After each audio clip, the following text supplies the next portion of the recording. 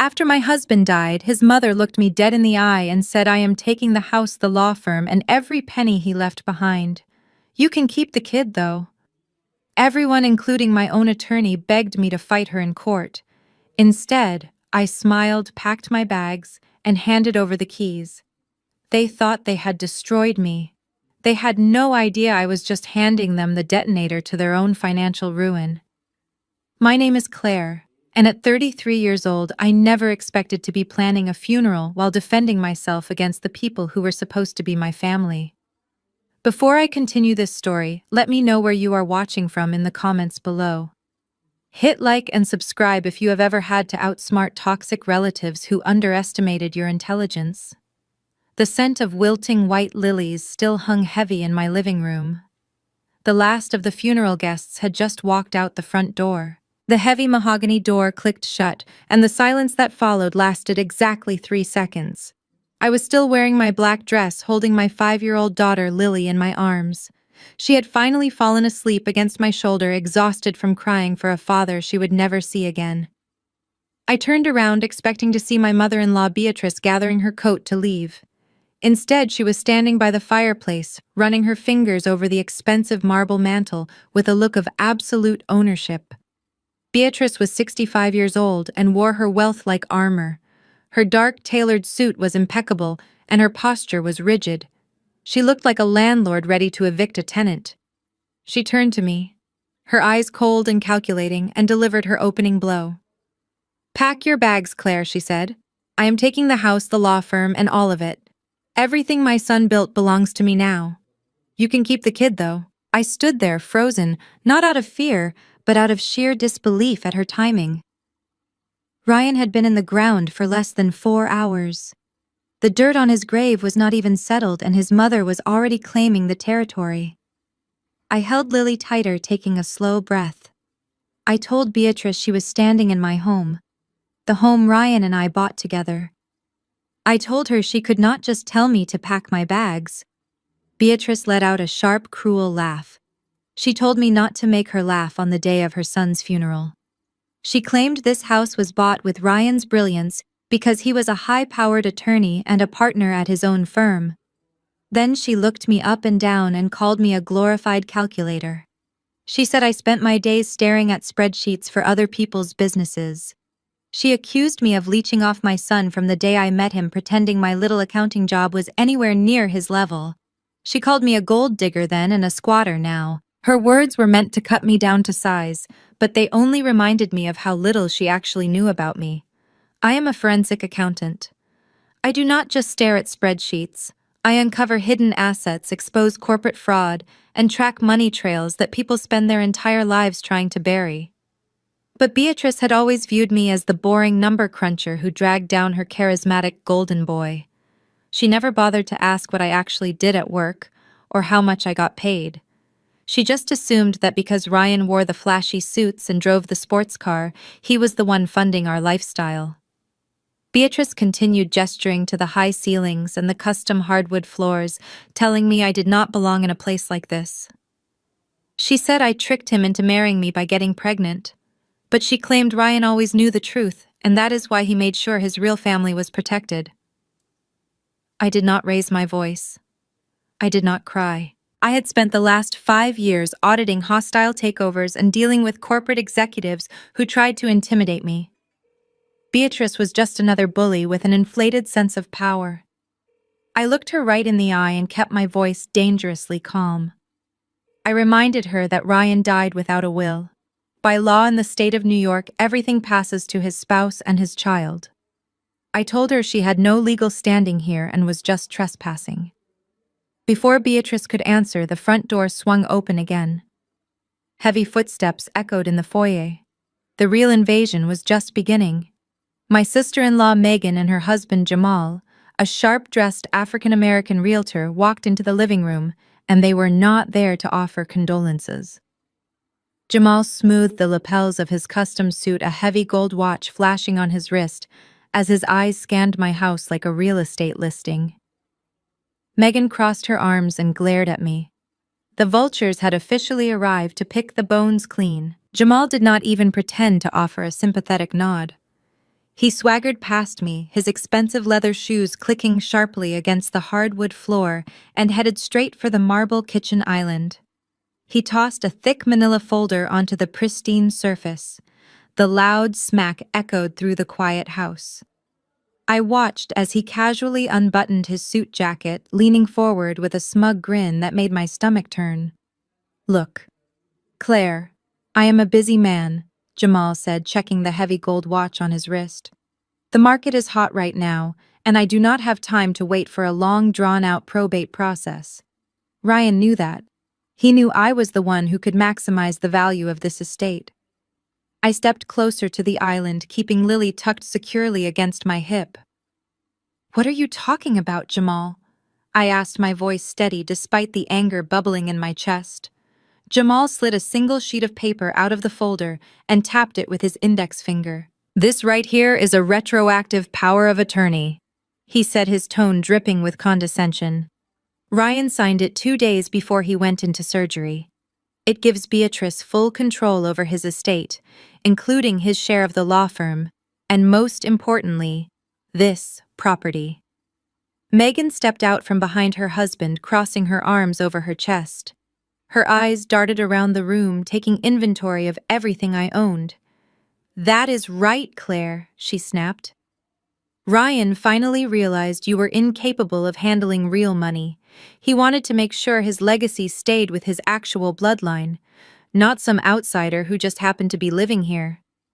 I looked down at the document lying on the kitchen island.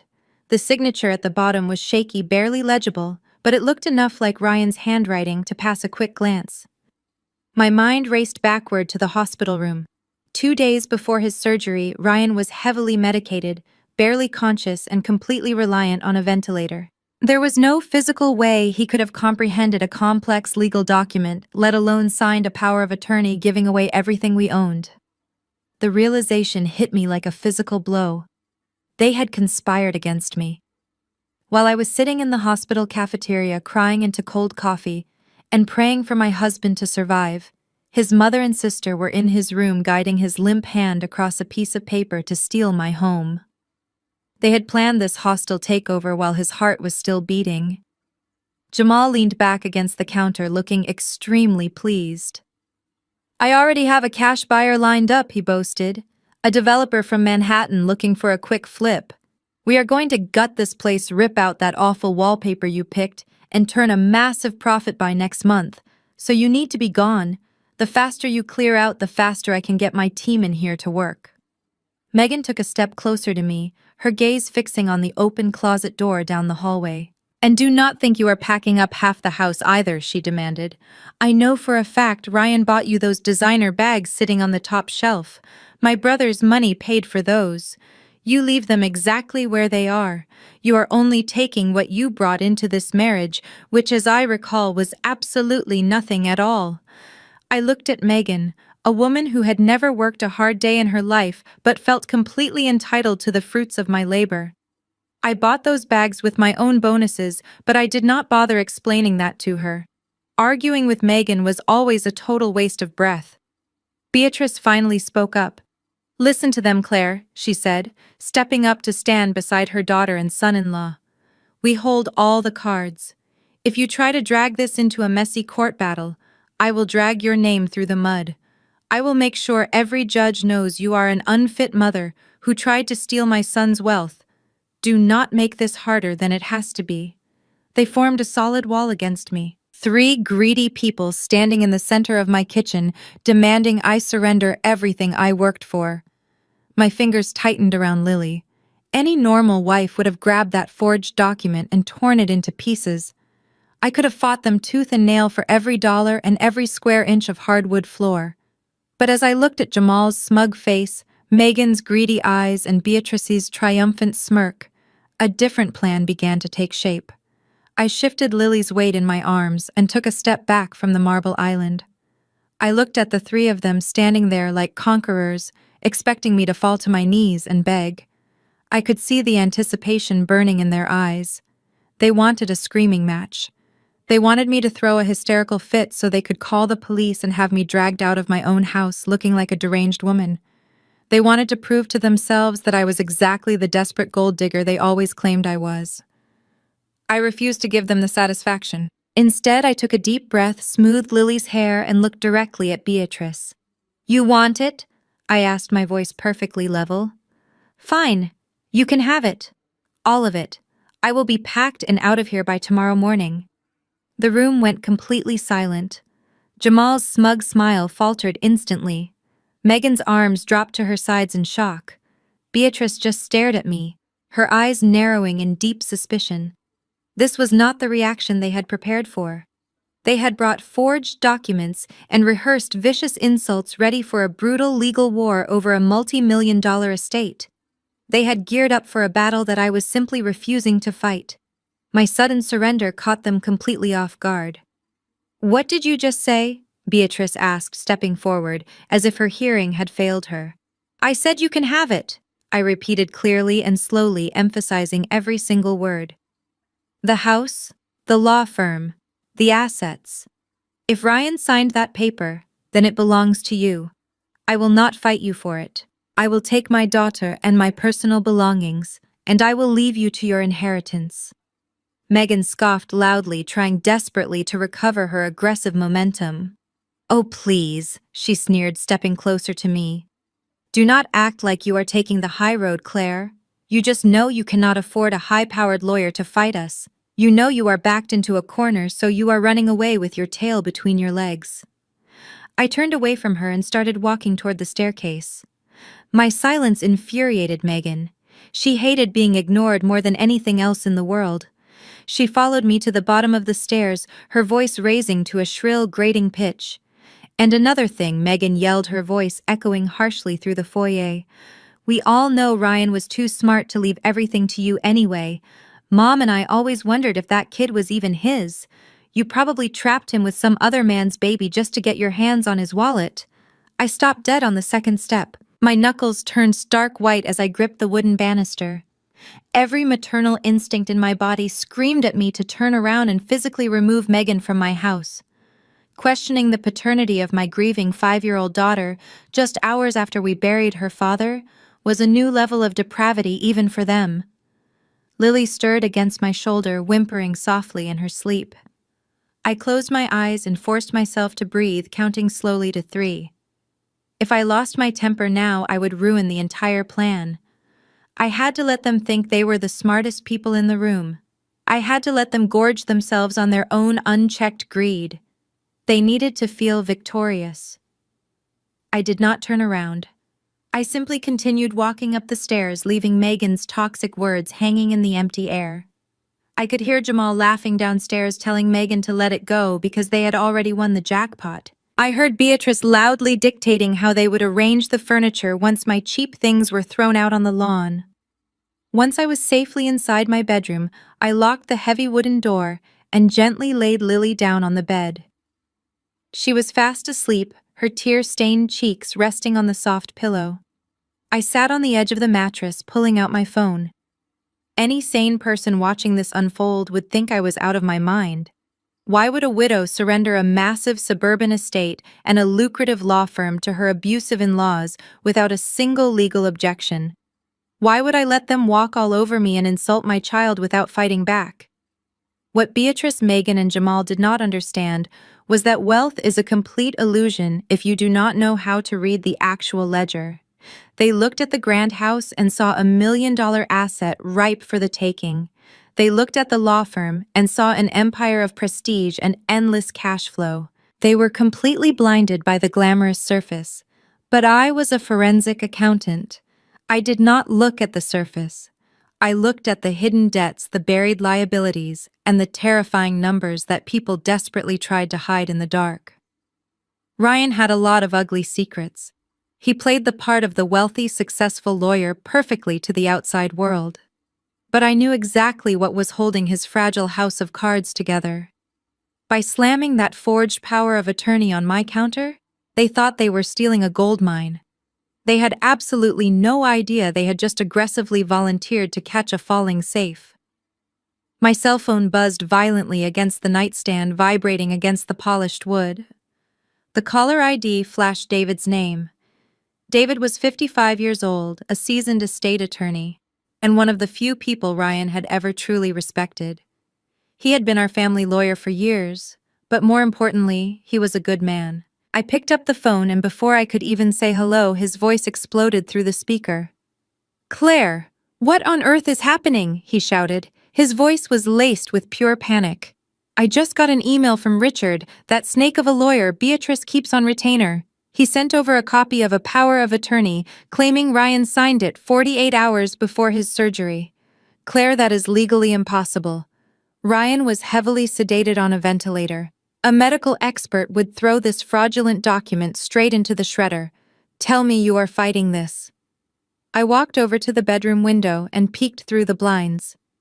Down in the driveway, Jamal was already pacing back and forth, talking loudly on his cell phone, probably negotiating a contractor fee. I turned my attention back to the phone. "David, I am not fighting it," I said. My voice was eerily calm compared to his frantic shouting.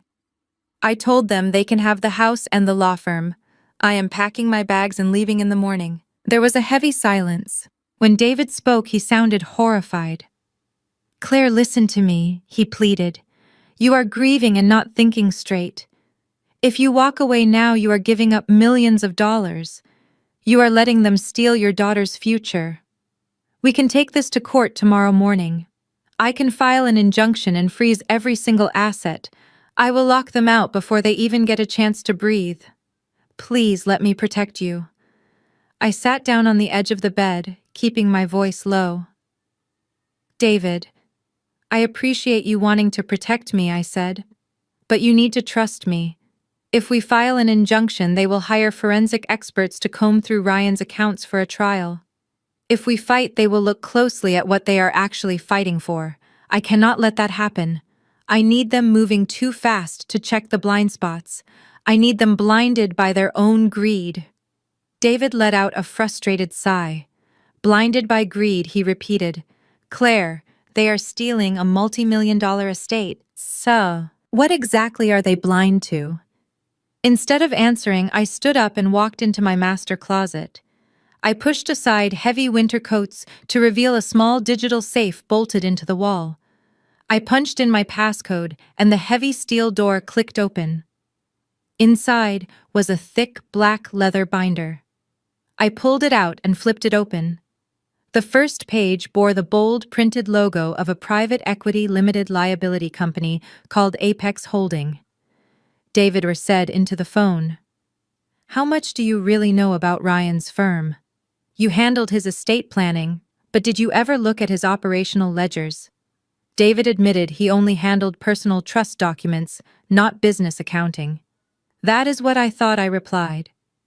Ryan was a fantastic trial lawyer, but he was a catastrophic businessman. And he had a severe gambling problem he successfully hid from everyone except his forensic accountant wife. I stared at the ledger, detailing massive off-the-book loans. When Ryan realized his firm was drowning, he panicked. He took out predatory loans using the firm as collateral. When those ran dry, he needed a private bailout. He was desperate, so I gave him one. David was dead silent. "What did you do, Claire?" he asked, his voice barely a whisper. I closed the black binder, running my hand over the embossed Apex Holding logo.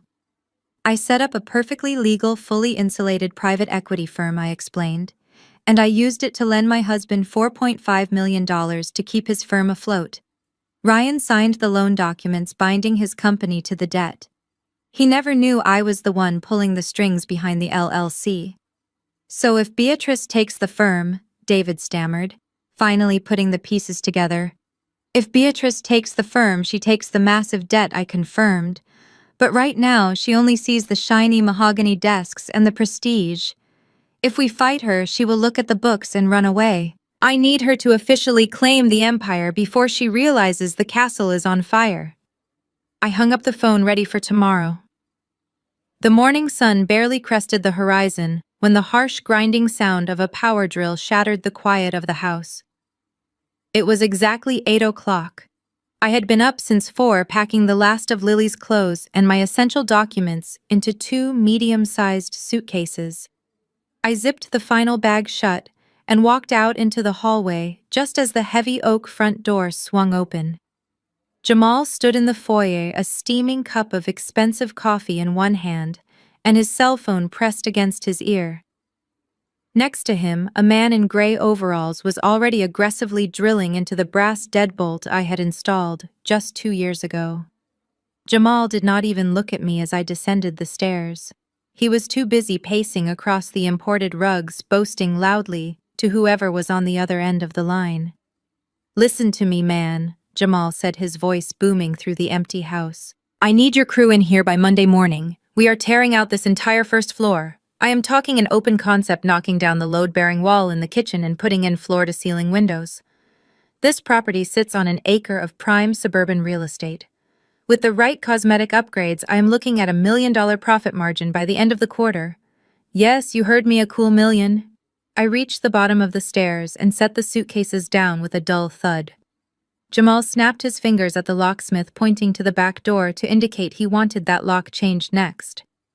Then he finally ended his call, slipped the phone into his tailored suit pocket, and turned his attention to me. He flashed a brilliant, condescending smile. "Morning, Claire," he said, taking a slow sip of his coffee. "You are moving a little slow today.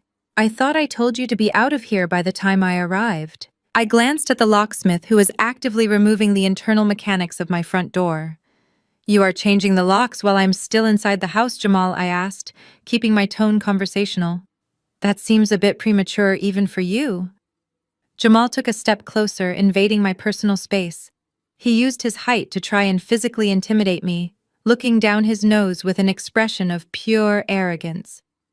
"It is not your house anymore, Claire. The paperwork is moving through probate as we speak. Beatrice gave me full authorization to secure the premises and begin renovations. The way I see it, you are currently trespassing on a private construction site." I crossed my arms and held his gaze.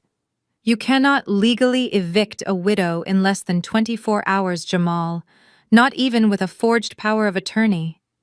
His smile vanished, replaced by a hard, menacing glare. "Do not throw legal words around like you know how the real world works," he sneered. "You spent your life hiding behind a desk, crunching numbers for people who actually make moves. I am a licensed realtor. I know property law. And I know that if I call the local precinct right now and tell them a disgruntled ex-family member is refusing to vacate my client's property, they will send a squad car to escort you out. It will not look good for the neighbors to see you and Lily dragged onto the lawn by uniformed officers." He tapped his expensive watch. "I will give you exactly 10 minutes to grab your kid and get off my property. After that, I make the call." I looked at his gold watch, his custom suit, and the sheer confidence radiating from his posture. He genuinely believed he had outsmarted me. He believed his aggressive tactics had bullied a weak, grieving widow into submission. He thought this house was his golden ticket to early retirement. He was already spending the $1 million profit margin in his head. He had no idea that beneath the beautiful hardwood floors he was standing on an environmental nightmare was silently waiting.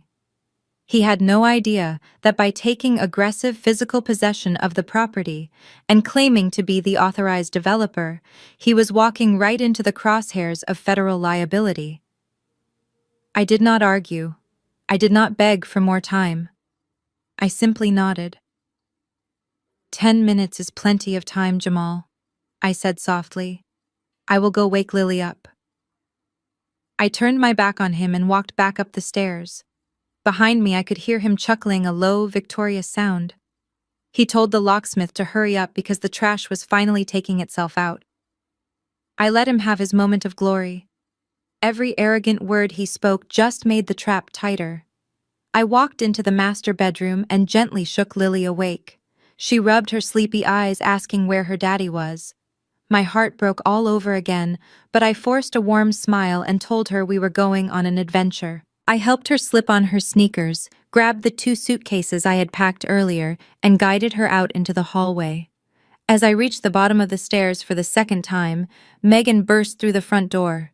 She marched straight toward me, her face twisted into an ugly scowl. Before I could even react, she snatched the handles of both suitcases right out of my hands.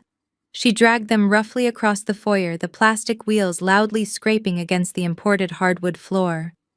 "Megan, what are you doing?" I asked, keeping Lily safely behind my legs. Megan did not answer immediately.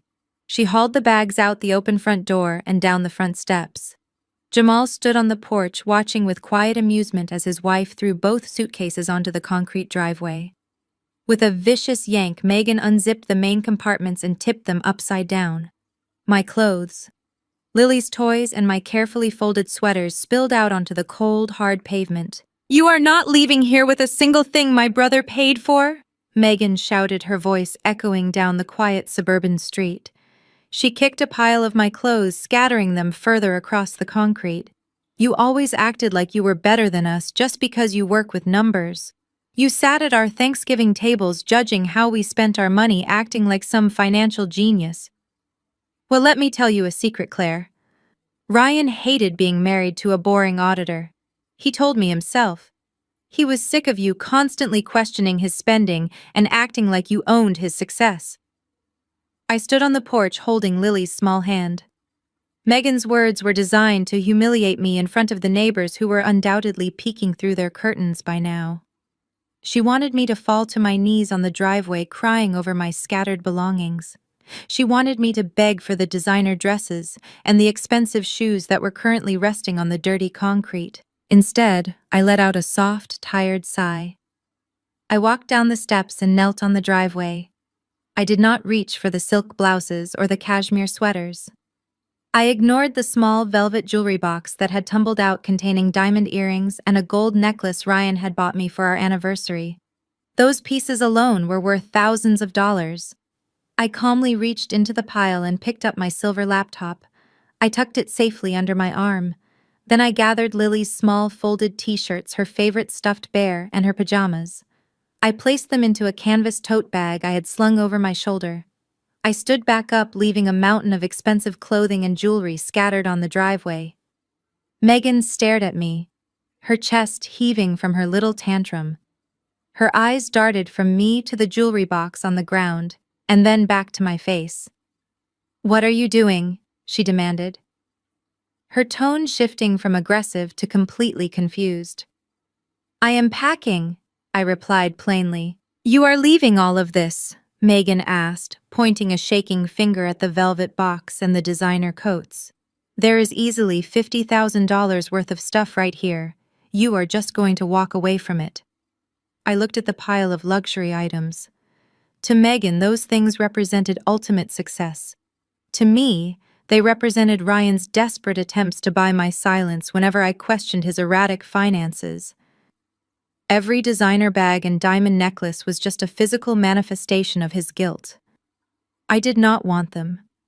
Furthermore, by leaving them behind, I was solidifying the illusion that I was walking away completely defeated and terrified.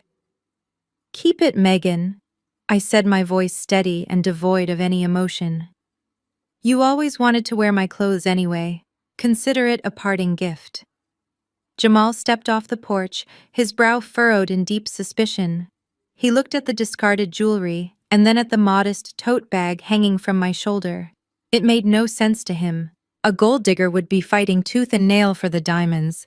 A desperate woman would be clawing at the cashmere. My absolute indifference was a puzzle they could not solve. I took Lily's hand and walked toward my modest sedan parked on the street. Megan and Jamal remained standing on the driveway staring at the pile of wealth I had just abandoned like it was absolute garbage. They thought they had won the ultimate victory by stripping me of my possessions. They had no idea that the only thing of actual value I was taking with me was the digital ledger sitting inside my laptop. I stopped on the driveway. I told Jamal I had to leave the house keys inside. I needed Lily's water bottle from the fridge. Jamal narrowed his eyes but stepped aside to let me pass.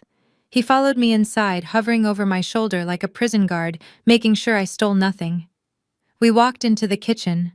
The marble island was entirely empty. I grabbed the pink water bottle. Closing the fridge, I reached into my pocket. My fingers brushed a crumpled envelope. It was the official notice I received recently. The letter that changed everything. I pulled it out, ensuring the government seal was visible before I crumpled it further. I tossed it into the trash can. I made it look like a desperate attempt to hide evidence. I knew exactly how Jamal's mind worked. To a greedy man, a secretly discarded envelope meant hidden cash or a secret bank statement. "Hold on a second," Jamal barked, stepping forward. "What did you just throw away?" "Nothing," I replied quickly, feigning panic. I stepped to block the trash can. "Just some old junk mail. It is nothing important." "Move," Jamal commanded. He forcefully pushed me out of the way. "You are not destroying any financial documents, Claire.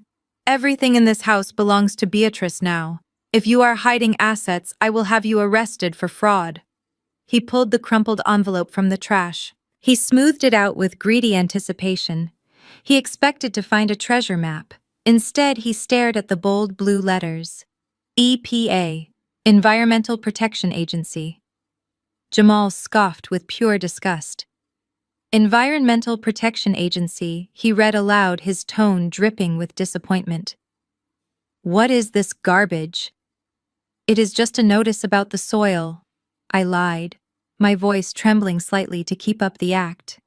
"Ryan was looking into it before he died. I just wanted to throw it away so I would not have to think about it anymore." Jamal laughed loudly, a harsh booming sound that echoed in the empty kitchen. "A notice about the soil," he mocked. "You really are pathetic, Claire. You are getting kicked out of $1 million estate and you are worried about the dirt in the backyard. You probably wanted to plant some organic tomatoes or something. Let me tell you how real estate works. We are going to pave over whatever little garden you wanted and pour solid concrete for a luxury patio. Nobody cares about an environmental notice." He aggressively crumpled the letter back into a ball and threw it directly at my chest. It bounced off my coat and hit the floor. He did not bother opening it. He did not bother reading the urgent warning printed inside. If he had just taken 2 seconds to tear open the flap, he would have read about the illegal chemical dumping ground buried directly beneath his feet. He would have seen the mandatory federal cleanup order. But Jamal was too arrogant to read the fine print. He was too obsessed with the shiny surface to look at the rot underneath. "Now give me the house keys," Jamal demanded, holding out his open palm. I reached into my purse, pulled out the heavy brass ring and dropped it into his hand. He gripped the keys like they were a gold medal. I picked up Lily's water bottle and walked out of the kitchen without another word. I stepped out the front door and walked down the driveway toward my car. Megan was still standing near the pile of my discarded clothes, admiring one of my expensive handbags. I ignored her entirely. I opened the rear door of my sedan and carefully buckled Lily into her car seat.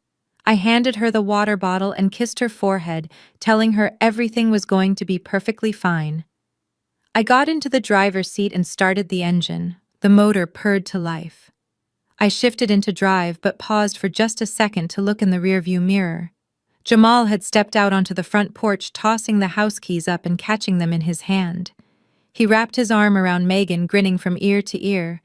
They looked like the undisputed rulers of their new kingdom. They thought they had successfully bullied a weak widow out of her fortune. I slowly let my foot off the brake. As my car rolled down the suburban street, leaving the massive brick colonial behind, I finally let the mask fall. A slow, genuine smile spread across my face. Jamal had just taken physical possession of the property. He had claimed full authority over the renovations. By tossing that letter aside, he had unknowingly cemented his own doom. The trap was set, and they were already standing inside the cage. Less than an hour after my car disappeared down the street, Jamal wasted absolutely no time. He unlocked the front door and walked into the house like a conquering king. Megan followed close behind him, already taking pictures of the living room to post on her social media. Jamal pulled out his phone and immediately dialed his lead contractor. He wanted the demolition crew in the house by the afternoon. He was obsessed with the idea of turning a rapid profit, and nothing was going to slow him down. 30 minutes later, a heavy white work van pulled into the driveway right over the spot where my clothes had been scattered. A burly man in his late 40s, wearing steel-toed boots and a faded work shirt stepped out. His name was Tom, and he had worked on several of Jamal's previous real estate flips. Tom grabbed his heavy tool belt and a clipboard, walking up to the front porch where Jamal was waiting with a triumphant grin. Jamal shook his hand and immediately launched into his grand vision. He walked Tom through the foyer, pointing at the walls he wanted completely torn down. He talked about importing Italian marble for the kitchen and installing a massive glass wall overlooking the backyard. Tom nodded along, taking quick notes on his clipboard. But Tom was a seasoned professional. He knew that before they could knock down load-bearing walls on the first floor, they needed to inspect the structural integrity of the basement foundation. They walked down the narrow wooden stairs into the dark, unfinished basement. The air down there was damp and carried a faint, unusual odor, but Jamal barely noticed it. He was too busy calculating his future millions. Tom turned on a heavy-duty portable work light, illuminating the gray concrete walls and the solid slab floor. He told Jamal he needed to drill a few test holes into the foundation to check for moisture and measure the concrete thickness before they brought in the heavy steel support beams. Jamal leaned against the wooden staircase, crossing his arms. He told Tom to do whatever he needed to do, but to do it fast. Tom retrieved a massive rotary hammer drill from his equipment bag.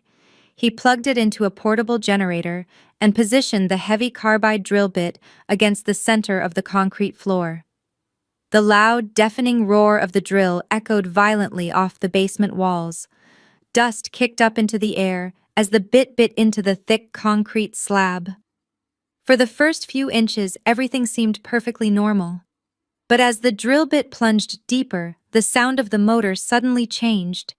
It pitched down, laboring against something unexpectedly soft. A second later, a thick, black substance began bubbling up around the spinning metal. Tom released the trigger instantly. The loud, grinding noise died away, leaving a heavy silence in the room. The smell hit them almost immediately. It was not the familiar smell of damp earth or old pipes. It was a sharp, acidic stench that burned the back of the throat. It smelled like industrial solvent mixed with rotting chemicals and burnt oil. Tom coughed violently, waving his hand in front of his face. He knelt down, shining his flashlight directly onto the drill hole. The black sludge was actively seeping out, pooling onto the gray concrete like thick, toxic blood. Jamal covered his nose and mouth with his expensive suit sleeve. "What is that?" he demanded, his voice muffled. "Did you hit a sewage line? I told you to be careful down here." Tom shook his head, his face completely pale. "That is not sewage, Jamal," he said, his voice tight with sudden panic. "That is chemical runoff. This whole subdivision was built on land that used to be an industrial manufacturing zone decades ago. I have seen this once before in a commercial zone. The soil underneath this foundation is severely contaminated. The concrete slab was the only thing keeping it sealed." Jamal rolled his eyes, stepping back from the expanding black puddle. "So what?" he snapped impatiently. "Just patch the hole and pour another layer of concrete over the entire floor. Problem solved. We are finishing this basement with hardwood anyway." Tom stood up, wiping his hands on a rag. He looked at Jamal like he had lost his mind. "You do not understand," he warned. "This is an environmental hazard. The fumes alone could make the future buyers incredibly sick. By law, we have to stop all work immediately and report this to the federal authorities. They will bring in a hazmat team to excavate the entire property. It will cost hundreds of thousands of dollars to clean up." Jamal's eyes went wide with pure fury. He grabbed Tom by the collar of his work shirt, shoving him hard against the wooden staircase. "You are not reporting anything to anybody," Jamal snarled, his voice dripping with venom. "I just took ownership of this property today. I am not letting some dirt ruin my $1 million flip. You are going to seal that hole right now, and you are going to keep your mouth shut." Tom pushed him away, shaking his head. "I cannot do that, Jamal. I could lose my contractor's license or go to federal prison for covering this up." Jamal stepped into his personal space, pointing a threatening finger at his chest. "If you walk out that door and make a phone call, I will personally destroy your business," Jamal hissed. I know every developer in this city. I will make sure you never get a single contract again. You will be bankrupt by next month. Now grab your cement mix and fix it." Tom stared at him, breathing heavily. The toxic fumes were already making his eyes water. Reluctantly, he looked down at the black sludge spreading across the floor. He knew Jamal was ruthless enough to ruin him. Defeated, Tom slowly reached into his bag for the patching compound. Jamal smiled, wiping his hands together, thinking he had won again. He had absolutely no idea the problem was far too massive to simply bury.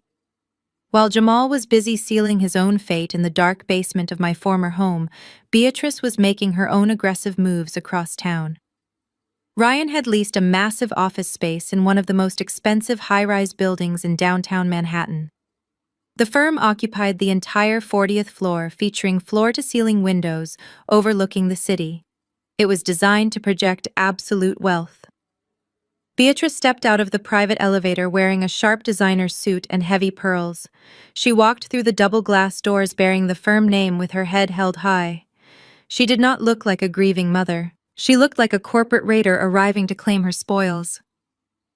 Behind the sleek reception desk sat a young woman named Emily. Emily had worked for Ryan for 3 years. When she saw Beatrice step off the elevator, Emily stood up, offering a sympathetic smile. "Good morning, Mrs. Beatrice," Emily said softly. "I am so sorry for your loss." Beatrice did not smile back. She walked up to the reception desk, slamming her expensive handbag down onto the polished surface. "Save the fake tears," Beatrice snapped coldly. "I am the new majority owner of this firm, which means I am now your boss." Beatrice did not give her a chance to process the hostile takeover. "I never liked you," Beatrice continued, her voice echoing through the lobby. "Pack up your desk and be out of this building in 15 minutes. You are officially fired." Emily burst into tears, but Beatrice simply marched down the main hallway. She fired a loyal employee within 30 seconds of arriving, just to establish absolute dominance. Beatrice pushed open the heavy mahogany doors to Ryan's corner office. She walked behind the massive custom desk and sat down in the high-backed leather executive chair. She spun around once, taking in the breathtaking view of the city below. She was intoxicated by the illusion of power. A gentle knock on the open door broke her concentration. Standing in the doorway was Gregory, the senior accountant for the firm. Gregory knew every single number that flowed through the business. He looked exhausted and deeply stressed, holding a thick stack of red folders against his chest. "Come in, Gregory," Beatrice commanded, leaning back in the leather chair. "I want to see the master bank accounts. I want the routing numbers, the passwords, and the current liquid balances. Bring me the paperwork to transfer the primary signing authority directly to my name." Gregory walked into the office hesitantly, placing the heavy red folders on the edge of the desk. "Mrs. Beatrice," Gregory started, his voice trembling slightly. "First, I want to express my deepest condolences for Ryan, but we have an urgent financial situation that requires your immediate attention. As the new legal owner, you need to review these pending liabilities today." Beatrice let out a sharp, annoyed sigh. She pushed the red folders back toward him without opening the covers. "I do not care about your petty operational expenses, Gregory," she scolded harshly. "I am not interested in reading about the paperclip budget.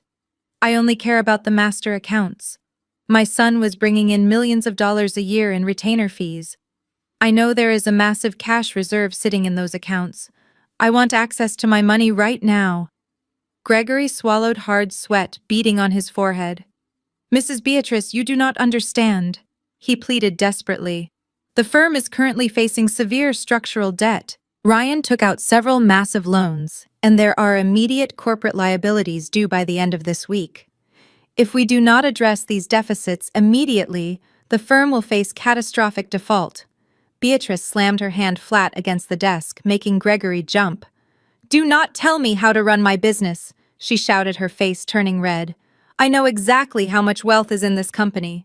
You are just a glorified bookkeeper trying to justify your paycheck. You will give me the bank access codes right now, or I will have security throw you out of this building next to that weeping receptionist." Gregory stared at her wide-eyed and terrified. He realized in that exact moment that Beatrice was completely delusional. She was blinded by her own greed, and entirely unwilling to listen to reason. Defeated, Gregory slowly reached into his pocket and pulled out a small black flash drive. He placed it silently on the desk in front of her. Beatrice snatched it up with a triumphant smirk. She told Gregory to get out of her office. As the wooden door clicked shut, Beatrice plugged the drive into the computer, eager to count her millions. She had absolutely no idea she had just locked herself inside a burning building. While Beatrice was admiring her reflection in the firm windows, my legal battle was just beginning. 2 days later, we gathered for the first mediation at the downtown office of Richard. Richard was 50 and built his reputation as a ruthless corporate shark. His office was specifically designed to intimidate every opposing counsel. It sat on the top floor of a glass high-rise featuring a massive mahogany conference table and expensive modern art. He wore a custom suit and a smug expression matching Jamal's arrogance perfectly. I sat on one side of the table with my attorney David. Across from us sat the victorious trio. Beatrice was in the center looking exactly like a queen holding court. Jamal sat to her right, checking his watch, while Megan sat to her left, aggressively filing her nails. They looked incredibly relaxed. They thought this meeting was a mere formality before they could fully cash in on their stolen inheritance. Richard did not bother offering water or coffee. He opened his briefcase and pulled out a dense stack of legal documents. He tossed them onto the center of the table with a thud. He slid the top packet across the polished wood until it stopped in front of David. "That is a forced transfer agreement," Richard said, leaning back in his leather chair. "It officially relinquishes any claims Claire might have against Ryan's estate, his properties, and his law firm. It legally transfers full ownership to Beatrice and Jamal, just as my client intends. I suggest your client signs it immediately right now so we can move on with our lives." David picked up the document, adjusting his glasses. He read the first few paragraphs and I could see his face turning red with anger. David was a calm, methodical man, but he had a low tolerance for legal bullying. He dropped the packet back onto the table. "Are you out of your mind, Richard?" David asked, his voice rising. "This document is a complete joke. You are asking my client to walk away from millions in marital assets based on a questionable power of attorney that Ryan allegedly signed while heavily medicated on a ventilator. A first-year law student could get this thrown out of court." Richard let out a patronizing laugh. He looked at David like he was a naive child. "The document is perfectly legal, David. We have 2 witnesses who will testify that Ryan was completely lucid when he signed it." David slammed his hand flat against the mahogany table. The loud crack made Megan drop her nail file. "You and I both know those witnesses were handpicked by Beatrice," David shouted, leaning aggressively across the table. "I am not letting Claire sign away her life. If you try to push this forced transfer through, I will file an immediate injunction. I will demand a comprehensive forensic audit of the entire estate. We will freeze every bank account, every property deed, and every corporate asset. We will drag this out in probate court for 5 years, and I promise a judge will tear this fraudulent document to shreds." Beatrice gasped dramatically, placing a hand over her pearl necklace. Jamal sat up straight, his easy demeanor vanishing. An audit and a frozen estate meant he could not sell the house. It meant his $1 million flip would be put on hold. But Richard simply laughed. It was a cold, calculating sound. He leaned forward and stared directly at David. "You have no idea who you are dealing with, do you?" "David?" Richard sneered, his voice dripping with venom. "You are a small-time family lawyer. You write basic wills and handle petty divorces. You are essentially a third-rate public defender trying to swim with the sharks. Go ahead and demand your audit. All it will do is prove Claire contributed absolutely nothing to the marriage. It will prove she was just a leech draining my client's wealth. And when we win, I will personally sue you for every dime of your legal fees for filing a frivolous injunction."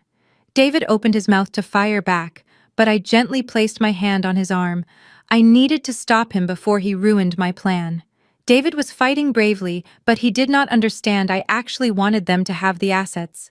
If David filed an injunction, Richard would be forced to open the accounting books. If Richard opened the books, he would instantly see the massive debt. I needed Richard exactly as he was, arrogant, overconfident, and completely blind. I looked across the table, playing the part of the terrified and helpless widow. I sat in silence, watching them blindly and eagerly take the trap we were carefully setting right in front of all of them. My silence hung heavily in the air of the polished conference room. Beatrice misinterpreted my quiet observation as a final desperate act of defiance. She thought I was silently calculating a way to steal her imaginary fortune. She decided it was time to crush whatever resistance she believed I had left. Beatrice cleared her throat, adjusting the heavy pearl necklace resting against her expensive designer suit. She looked at Richard and gave him a slow, deliberate nod. Richard reached into his imported leather briefcase and pulled out a second document. It was much thinner than the first one, but the weight of it in the room was suffocating. Richard slid the new file across the long mahogany table. It stopped right next to the forced transfer agreement. This document was not about real estate or corporate shares. It had my 5-year-old daughter's name printed boldly across the top page. David reached out and picked it up. He read the title and his face instantly drained of color. He dropped the paper back onto the table like it was physically burning his hands. He looked across the table at Beatrice with absolute unmasked disgust. David told her she had finally crossed a line of human decency that she could never uncross. Beatrice completely ignored David. She locked her cold eyes directly onto mine. She told me it was a formal petition for emergency grandparents' rights. She explained that if I refused to sign away the house and the law firm today, she would file that petition in family court the very next morning. Beatrice leaned forward, resting her manicured hands on the table. She said she would stand before a judge and swear under oath that I was mentally unstable. She would claim I was suffering from hysterical grief and completely unfit to raise a young child. Megan chimed in quickly, her voice dripping with venomous delight. She pointed out that I did not even have a permanent residence. She reminded me that they had rightfully reclaimed the family home, so I was now technically homeless. Megan smiled a wicked, satisfied smile and said, "No family court judge in the state of New York would ever let an unemployed, displaced widow keep a child when a wealthy, prominent grandmother was offering a massive, stable mansion and endless financial support." Jamal let out a low, booming chuckle. He leaned back in his expensive leather chair and crossed his arms over his custom suit. He looked at me like a predator, examining a cornered animal. Jamal told me I was playing a losing game. He said they had the money, the powerful lawyers, and the ultimate leverage. He advised me to be a smart girl for once in my life and sign the financial papers so I could keep my kid. He said a boring accountant like me could never outsmart a room full of real estate and legal experts. This was the exact moment I had been waiting for. I had to deliver the performance of a lifetime. I forced my breathing to become shallow and ragged. I let my eyes widen in sheer panic, staring at the document with Lily's name on it. I reached down and grabbed the leather straps of my purse, gripping them so tightly my knuckles turned stark white.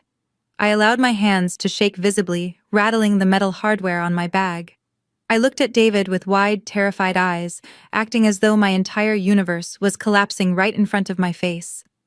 "Please," I whispered, my voice trembling perfectly, "you cannot take Lily. She is all I have left in this world. Ryan just died. You cannot take my baby away from me." I let a single tear slip down my cheek. It was a masterpiece of emotional manipulation, and they bought every single second of it. Beatrice smiled a cold, triumphant smile. She leaned back in her chair, looking down her nose at me. She explicitly told me she had no actual desire to raise a 5-year-old child at her age. She said Lily was noisy and messy and reminded her entirely too much of my common low-class background. But Beatrice made it absolutely clear that she would take my daughter away and send her to a strict boarding school across the country if I dared to fight for a single penny of Ryan's money. David was furious. He slammed his fist on the table, shouting that this was textbook extortion and blackmail. He threatened to call the police and report Richard to the state ethics board immediately. David was fully prepared to go to absolute war for me. but I shrank back into my chair, acting completely broken and defeated. I let out a loud, dramatic sob and buried my face in my trembling hands. Through the narrow gaps between my fingers, I watched Jamal and Megan exchange a highly victorious glance. They were absolutely reveling in my perceived weakness. They thought they had finally broken the stubborn accountant. They believed a mother's desperate fear had just handed them the keys to a multi-million-dollar empire. I slowly lowered my hands from my face, making sure my shoulders slumped in utter defeat. I took a ragged, shaky breath and looked directly into Beatrice's cold, triumphant eyes. "You win," I whispered, my voice barely audible in the quiet conference room. I wiped a stray tear from my cheek, smearing my mascara, just enough to look genuinely desperate. "Just please do not take my daughter. Leave Lily out of this. I will do whatever you want." Beatrice leaned back, her expression softening into a mask of smug satisfaction. "I knew you would eventually see reason, Claire," she said, adjusting her pearl necklace again. "It is simply the natural order of things. Ryan's legacy belongs to his bloodline, not to you." I nodded rapidly, acting like a frantic cornered animal willing to chew off its own leg to escape. "I will sign the forced transfer agreement today," I said, my voice trembling. "I will surrender my claim to the house. I will give up my spousal rights to the law firm. I will walk away from every single asset, every bank account, and every piece of property tied to Ryan's estate. You can have all of it, unconditionally." Jamal let out a loud whoop of victory, slapping his hand hard on the mahogany table.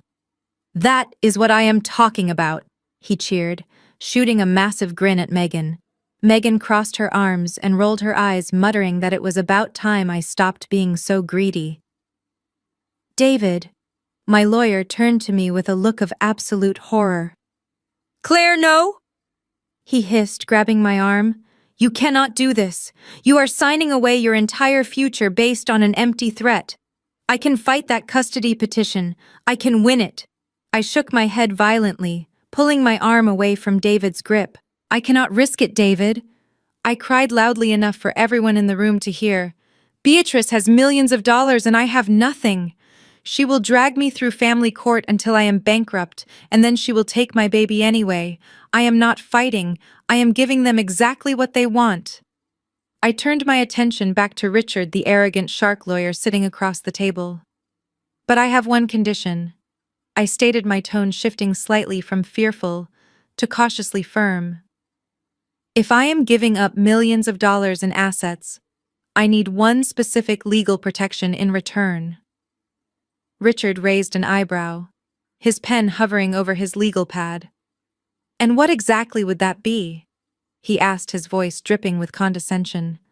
I swallowed hard, playing the part of the anxious, hyper-vigilant accountant perfectly. I know Ryan was successful.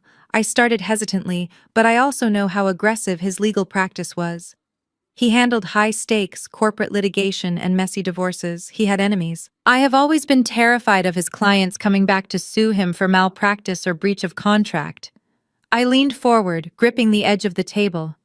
"If I sign this transfer, giving Beatrice the entire firm, I need to be completely legally severed from it. I need absolute immunity. I want an assumption of liability, and as-is transfer clause added to this agreement." Richard narrowed his eyes, studying me closely. Jamal scoffed loudly. "What does that even mean?" Jamal asked, waving his hand dismissively. "It means," I explained, keeping my voice small and nervous, "that Beatrice and you accept the estate exactly as it is right now. It means you assume full responsibility for any future lawsuits, any hidden property damage, and any debts Ryan might have incurred. I want it explicitly written that I am shielded from Ryan's past clients and his business liabilities. I want zero ties to anything my husband touched. If a former client tries to sue the firm next year, I do not want them coming after my personal savings." Beatrice let out a sharp, mocking laugh. "Listen to yourself, Claire," she sneered. "You are walking away from an empire because you are terrified of a few phantom lawsuits. This is exactly why Ryan never respected you. You have absolutely no stomach for real business. You are a coward." Richard chuckled along with her, shaking his head in amusement. He looked at me like I was the most pathetic creature he had ever seen in his entire legal career. He saw a paranoid, risk-averse auditor who was terrified of her own shadow. He did not see a brilliant trap. He only saw an opportunity to lock me out forever. Are you seriously demanding that we take all the money and all the assets while you walk away with nothing but a shield against hypothetical malpractice claims? Richard asked, a cruel smile spreading across his face. Yes, I said firmly. Write the clause, Richard. Make it ironclad. Assume all the liability. Take the assets as they are, and I will sign my name on the dotted line right now. Richard looked at Beatrice and nodded eagerly, giving her the green light. They both thought I was making a monumental foolish mistake. They were incredibly eager to let me make it. Richard did not waste a single second. He immediately pulled a fresh legal pad from his briefcase and clicked his expensive silver pen. He was practically vibrating with excitement at the thought of outsmarting opposing counsel so thoroughly. He looked over at Beatrice, who gave him a sharp, approving nod. They both believed I was handing them the keys to the kingdom simply because I was too cowardly to face the ghost of my husband's aggressive career. David, however, was completely unglued. He grabbed my elbow, pulling me roughly toward the corner of the polished conference room. He positioned his body to block their view of my face. He kept his voice lowered to a harsh, furious whisper. Claire, you cannot do this, he hissed, his face red with genuine distress.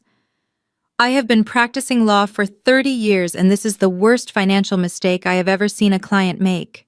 You are giving away generational wealth because you are scared of a hypothetical lawsuit. Ryan had a highly profitable firm. Malpractice insurance covers those things. You do not need to burn down the entire house just because you are afraid of a few termites. I looked at David. My heart ached for him because he was a genuinely good man trying desperately to save a woman he thought was drowning in her own grief and paranoia. But I could not tell him the truth. I could not tell him that Ryan did not just have termites. Ryan had a massive structural collapse waiting to happen. The firm was drowning in a $4.5 million debt to my private equity company. The beautiful suburban house Jamal was so desperate to flip was sitting directly on top of a federal environmental disaster that carried a mandatory $2 million cleanup lien. If David knew the truth, he would be ethically obligated to disclose it during the mediation. The entire trap relied on Beatrice and Jamal voluntarily demanding the assets without looking under the hood. I had to let David believe I was making a fatal error in judgment. I pulled my elbow out of his grasp. My decision is final, David, I said, raising my voice just enough for Richard to hear. I am not built for this kind of stress. I just want out of this nightmare. I want to take Lily and start over completely clean. If they want Ryan's mess, they can have every single piece of it. David stared at me, his shoulders slumping in total defeat. He looked like a man watching a devastating car crash in slow motion. He shook his head and slowly walked back to his chair, sitting down heavily. Richard was already drafting the addendum, his pen flying across the lined paper. He wanted to make absolutely sure I could never come back and claim a single dime of the future profits. He began reading the clause aloud, his voice dripping with absolute smugness. Let the record reflect that the receiving parties Beatrice and Jamal hereby assume any and all liabilities, debts, liens, encumbrances, and future legal actions, whether known or unknown, currently existing or arising in the future, associated with the estate of the deceased. The transferee. Claire assumes zero financial or legal responsibility for the business operations or real property. The estate is transferred entirely as is. Richard looked up from his legal pad, a nasty smile playing on his lips. How does that sound, Claire? He asked mockingly. Are you sufficiently protected from the scary clients now? It sounds perfect, I replied, keeping my voice meek and submissive. But I need you to type it out. I want it officially attached to the forced transfer agreement as an ironclad binding addendum before anyone signs anything today. Jamal let out a loud, arrogant groan, throwing his head back against his heavy leather chair. You are unbelievable, Claire, he muttered, adjusting his flashy gold watch. Real estate and corporate law are about managing risk. There is no such thing as a perfect asset. Every property has a leaky pipe or a bad roof. You handle the problem and you take the profit. But of course, a timid little paper pusher like you would rather run away than handle a little bit of heat. Do you know how many houses I have flipped that had minor zoning issues? Real developers fix the problems. You just hand over the keys and run. I kept my head down, acting thoroughly chastised. Jamal had no idea that the minor issue he was talking about was a toxic chemical spill that would result in severe federal prosecution if he tried to ignore it. He was so blinded by his own greed and his burning desire to prove his superiority that he was eagerly begging to drink the poison. Richard pressed a button on his desk phone, instructing his paralegal to type up the handwritten clause immediately. We sat in silence for 10 agonizing minutes, waiting for the printer down the hall to finish. Beatrice spent the time examining her manicured nails completely unbothered. She was already mentally spending the massive retainer fees she believed were sitting untouched in the firm bank accounts. The paralegal finally walked in holding the crisp, freshly printed pages. She handed them to Richard, who quickly reviewed the dense legal language. He slid the stapled packet across the mahogany table, tapping his silver pen against the blank signature line. The trap was officially set. The heavy steel doors were waiting to slam shut. All they had to do was pick up the pen. Richard leaned forward, resting his elbows on the polished mahogany table. He looked at the printed addendum with profound admiration, like he had just painted a masterpiece. He turned his attention to Beatrice, lowering his voice to a conspiratorial whisper that was still loud enough for everyone in the room to hear. "This is brilliant, Beatrice," he said, pointing the tip of his silver pen at the dense legal paragraphs. "She just handed you a complete fortress. By demanding this specific clause, she legally locked herself out of ever claiming a single dime of the estate profits. If the firm doubles its revenue next year, she cannot touch it. If Jamal flips the house for a massive premium, she gets absolutely nothing. She is entirely severed from the wealth." Beatrice smiled a slow, predatory smile. She looked at me from across the table, her eyes filled with absolute contempt. "You always were short-sighted, Claire," Beatrice mocked, adjusting her designer jacket. "You spend your entire life terrified of shadows, and you miss the gold mine sitting right in front of your face. But I suppose I should thank you. You are making this transition incredibly smooth. Ryan would be so disappointed in your lack of ambition, but I am utterly thrilled." Jamal could not contain his excitement any longer. He practically vibrated in his expensive leather chair. He leaned across the table and grabbed the silver pen right out of Richard's hand. "Stop talking and let us sign the paperwork," Jamal demanded, his voice loud and booming. "I have a demolition crew standing by at the property, and I am losing money every single hour we sit here debating with a paranoid accountant. Hand me the document, Richard. Let us make this official." Richard chuckled at Jamal's impatience, but slid the thick packet toward him. Jamal did not even bother reading the final printed text. He flipped straight to the back page, his eyes focused entirely on the blank signature lines. He pressed the pen to the paper and signed his name with a series of quick, aggressive strokes. He pushed the packet toward Beatrice. She took the pen from him, smoothing out the paper with her manicured hand. She took her time, signing her name with elegant sweeping loops, wanting to savor every single second of her perceived victory. Megan sat next to her, clapping her hands together softly, celebrating the moment, like they had just won the lottery. Beatrice slid the signed document across the wide table. It came to a stop directly in front of me. The blank line for my signature seemed to glow against the crisp white paper. David let out a heavy sigh next to me. He placed his hand on top of the packet, trying to physically block me from picking up the pen. "Claire." "Please, David," whispered his voice thick with genuine emotion. "This is permanent. Once you sign this, you cannot take it back. Do not let them bully you out of your future." I looked at David, feeling a brief pang of guilt for deceiving him. But I knew this was the only way to protect Lily and myself from their toxic greed. I gently moved his hand off the document. "It is already done, David," I said softly. "I just want peace." I reached out and picked up the silver pen. I forced my hand to shake violently. I let the metal tip tap against the paper, creating a nervous staccato rhythm. I took a deep, ragged breath, acting as though I was forcing myself to overcome a massive wave of fear. Beatrice, Jamal, and Megan watched me with breathless anticipation. They were terrified I was going to change my mind at the last possible second. Jamal clenched his jaw, leaning forward in his chair, ready to yell at me if I put the pen down. I did not put the pen down. I pressed it against the paper and signed my full legal name. The exact second the dark ink dried on the white page, the entire atmosphere in the room shifted. My hand completely stopped trembling. My posture straightened. The act of the terrified, grieving widow vanished instantly, replaced by the cold, calculated composure of a forensic accountant who had just successfully executed a flawless corporate trap. I placed the silver pen down gently on the table. The sharp click of the metal hitting the mahogany echoed like a final judge gavel. I looked across the table at Beatrice, Jamal, and Megan.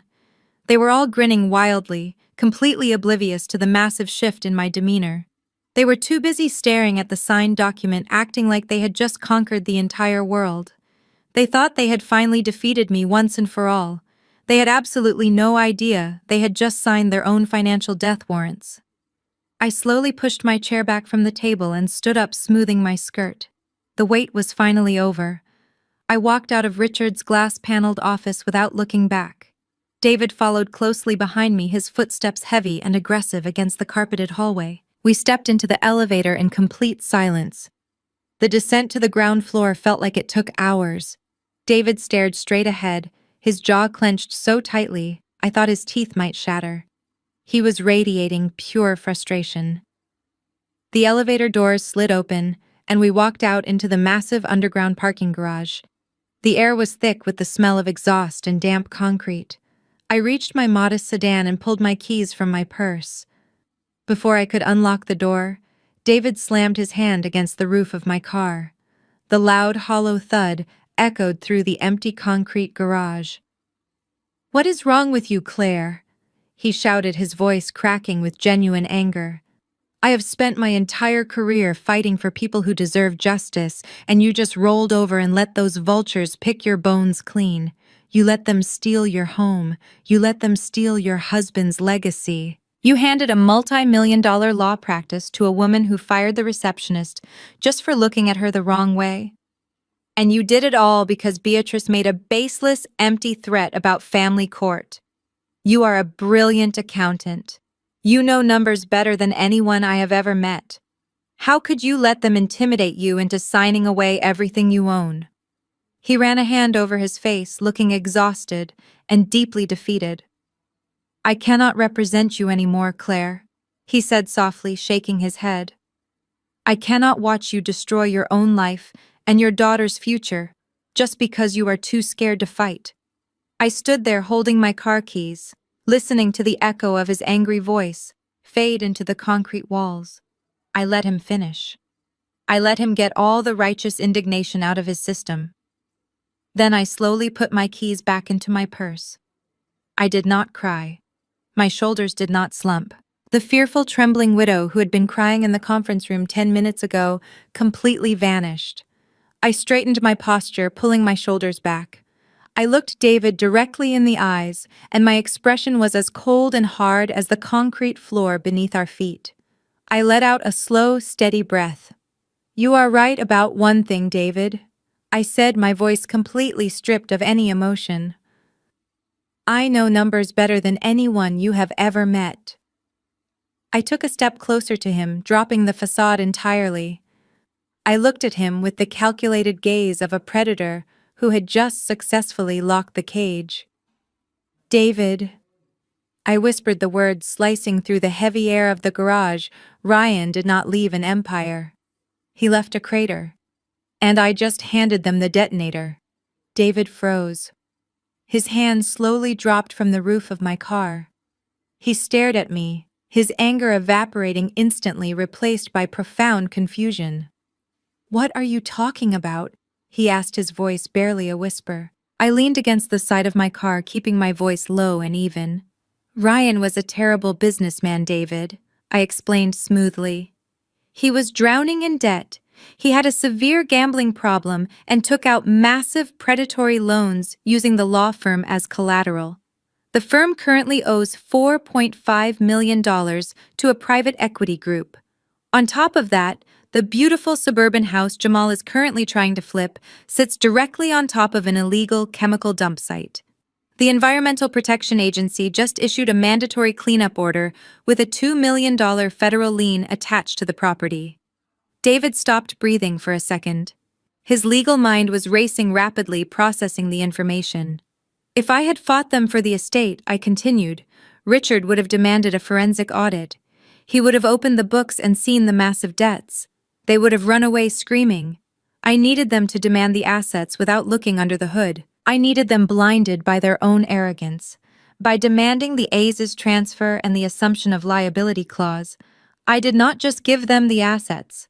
I legally forced Beatrice and Jamal to personally guarantee millions of dollars in toxic debt and federal fines. I pierced their corporate veils.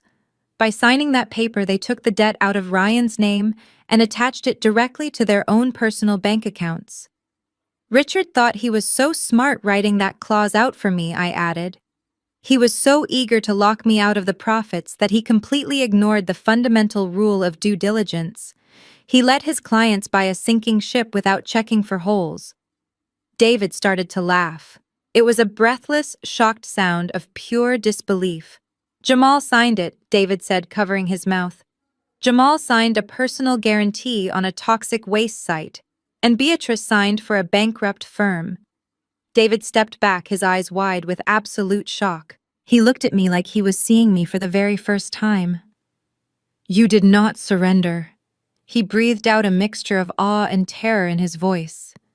You set a trap, a perfect, inescapable legal trap. I opened my car door and offered him a small, chilling smile. Yes, David, I did. And the timer is already ticking. 2 weeks later, the timer I had set was rapidly counting down to 0, but Jamal and Megan were oblivious. They were too busy celebrating their stolen victory. They threw a massive housewarming party at the suburban estate to show off their new prize. They hired a premium catering company, a string quartet, and a valet service to park the luxury cars along the winding driveway. The entire first floor of my former home was packed with Jamal's real estate buddies and Megan's high society friends. Waiters walked through the crowd carrying silver trays loaded with crystal flutes of expensive imported champagne. Jamal stood near the fireplace wearing a custom velvet blazer, holding court with local developers. He bragged about acquiring the property for absolutely nothing. He told them he masterfully negotiated a desperate grieving widow out of her $1 million asset using pure business acumen.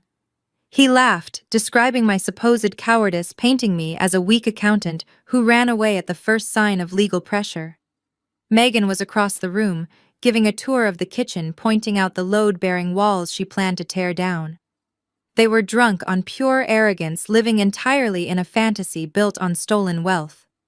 The string quartet was playing a lively classical piece when the heavy oak front door suddenly swung open. The valet attendant tried to step in the way, but a burly man pushed past him into the elegant foyer.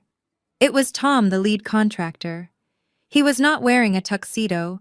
He wore his faded work shirt, heavy denim jeans, and scuffed steel-toed boots. He looked completely out of place among the designer dresses. More importantly, Tom looked incredibly stressed, holding a thick manila folder tightly against his chest. Jamal spotted him immediately.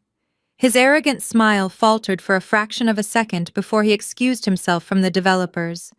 He marched over to the foyer, his face flushed with anger. He grabbed Tom by the arm and roughly pulled him into the hallway away from the main crowd. Jamal hissed at him, demanding to know what he was doing, crashing a private high-end event, dressed like a common laborer. Tom pulled his arm out of Jamal's grip. He did not look intimidated anymore. He looked like a man trying to save himself from a sinking ship. Tom opened the manila folder and pulled out a stack of documents stamped with bold red warning labels. He shoved the papers directly into Jamal's chest, forcing him to take them. I told you, I could not just pour concrete over that sludge, Tom said, his voice tight. I brought in an independent environmental engineer to test the soil samples from the basement foundation. The results came back this morning. That is not just a leaky pipe or standard runoff. The soil beneath this entire property is a confirmed illegal chemical dumping ground from the 1980s. It is saturated with high levels of toxic industrial solvents and heavy metals. Jamal stared at the papers but refused to read the words. He shook his head angrily, telling Tom he was overreacting and that they could just seal the basement. You cannot ignore it, Tom fired back, raising his voice. The toxicity levels are so high they legally triggered a federal alert. My engineer was required by law to notify the Environmental Protection Agency immediately. The EPA is already involved, Jamal.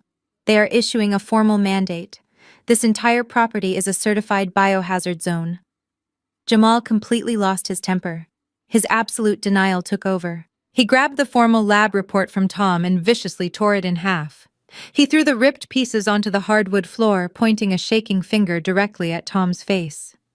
You are fired. Jamal spat his eyes wide with irrational fury. Get out of my house right now before I have the police drag you out. I am going to sue you for breach of contract and ruin your entire career for stepping out of line. This is $1 million property, and I am not letting a cowardly contractor slow down my renovation. Get out. Tom looked at the torn papers on the floor and then looked at Jamal with profound pity. I am not the one who is going to be ruined, Tom said quietly. Good luck. Tom turned around and walked out the front door.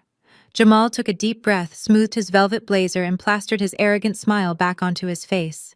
He walked back into the living room, grabbed a fresh glass of champagne, and rejoined his friends. He raised his glass for a toast, convinced he was the smartest man in the room. He refused to believe the ground beneath his feet was already toxic. The morning after the lavish housewarming party, the sprawling suburban estate was completely silent. The catering crew had cleared away the empty champagne flutes, and the valet service was long gone. Jamal woke up late, his head throbbing slightly from the expensive liquor, but his ego was massive. He stood by the massive front window of the master bedroom, wearing a silk robe looking out over the manicured front lawn.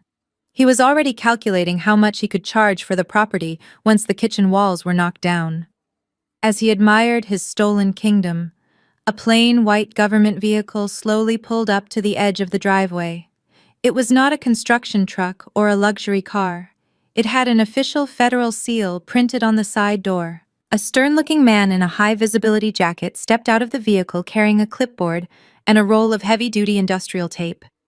He did not walk up to the front door to knock. Instead, he marched directly to the ornate iron gates that guarded the entrance to the property. Jamal frowned, his cup of coffee pausing halfway to his mouth. He watched as the man pulled a massive, bright red placard from his clipboard. It was impossible to miss. The man slapped the red warning sign directly onto the center of the iron gate and began taping it down securely. Jamal slammed his coffee mug onto the windowsill, spilling hot liquid over the wood. He stormed out of the bedroom, marching down the grand staircase and out the front door. He marched down the long driveway, his silk robe flapping in the morning breeze. Hey, Jamal shouted, his voice echoing down the quiet street. What do you think you are doing, putting trash on my gate? Take that down right now. The inspector finished taping the bottom corner of the red placard and turned to face Jamal. He did not look intimidated by Jamal's aggressive tone. He looked at Jamal with the tired expression of a federal employee who dealt with angry property owners every single day. Are you the current owner of this property? The inspector asked, his voice flat and authoritative. I absolutely am, Jamal fired back, crossing his arms over his chest. And I am telling you to remove that sticker before I call the police and report you for vandalism. The inspector tapped the red placard with his pen. This is not vandalism, sir. This is an official mandate from the Environmental Protection Agency. We received an emergency report from an independent structural engineer yesterday afternoon. This entire residential lot is sitting on top of an unsealed chemical dumping ground. The soil toxicity levels are off the charts. As of this morning, this property is officially condemned for human habitation until a full federal cleanup is completed. Jamal scoffed, stepping closer to the gate to read the bright red sign.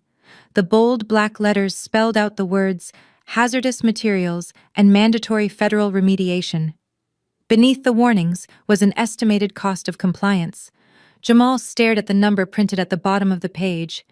$2 million. $2 million. Jamal read aloud, his voice cracking slightly. Are you out of your mind? There is no way a little bit of bad dirt costs $2 million to clean up. It is not a little bit of bad dirt, the inspector corrected him sharply. It is thousands of gallons of industrial solvent that has seeped into the bedrock. The government will have to excavate the entire foundation, rip up the lawn, and safely dispose of the contaminated soil. By law, the owner of the property is entirely responsible for the cost of the remediation. You have 30 days to secure the funding, or the federal government will place a massive lien on all of your assets. Have a good day, sir. The inspector got back into his white vehicle and drove away, leaving Jamal standing on the driveway staring at the red sign. The front door of the house opened, and Megan walked out, wrapping a cardigan tightly around her shoulders. She hurried down the driveway looking panicked. Jamal. What is going on? Megan asked, her eyes darting from his pale face to the terrifying red placard on the gate. Who was that man? What does that sign mean? For a brief second, Jamal actually felt the icy grip of panic tighten around his throat. $2 million was more cash than he had ever seen in his entire life. It was enough to bankrupt him instantly. But then his boundless arrogance rushed back in, pushing the fear away. He let out a loud booming laugh that startled Megan. He reached out and patted the cold iron gate. Relax, Megan. Jamal said, a massive, arrogant grin spreading across his face. It is a federal cleanup order. The EPA wants $2 million to fix the soil. Megan gasped, her hands flying to her mouth. $2 million, she shrieked. Jamal, we do not have that kind of money. We cannot pay for that. We will lose everything. Jamal waved his hand dismissively, pulling her into a confident hug. We are not paying a single dime, Megan.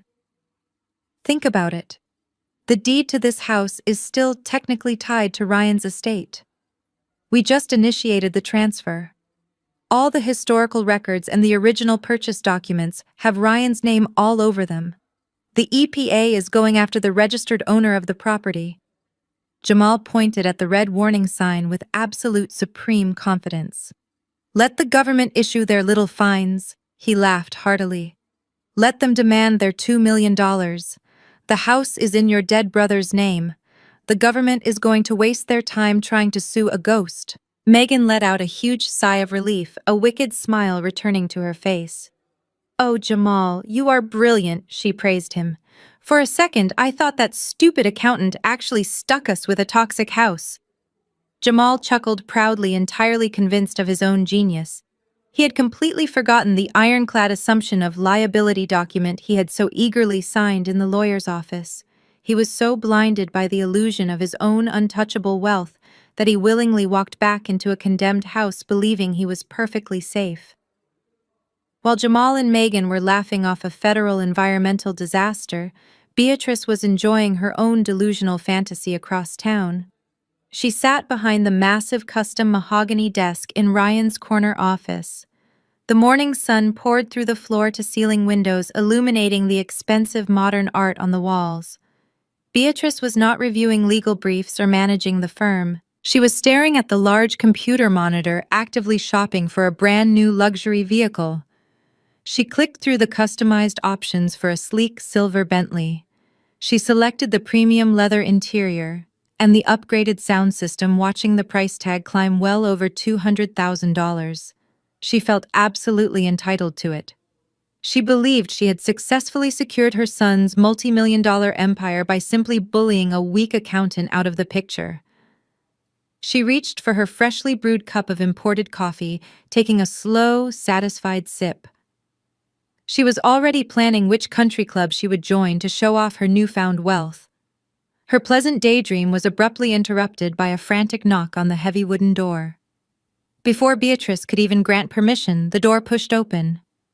Gregory, the senior accountant, stood in the doorway. He looked entirely disheveled. His tie was loosened, his face was pale, and he was breathing heavily, as if he had just sprinted up the stairs instead of taking the elevator.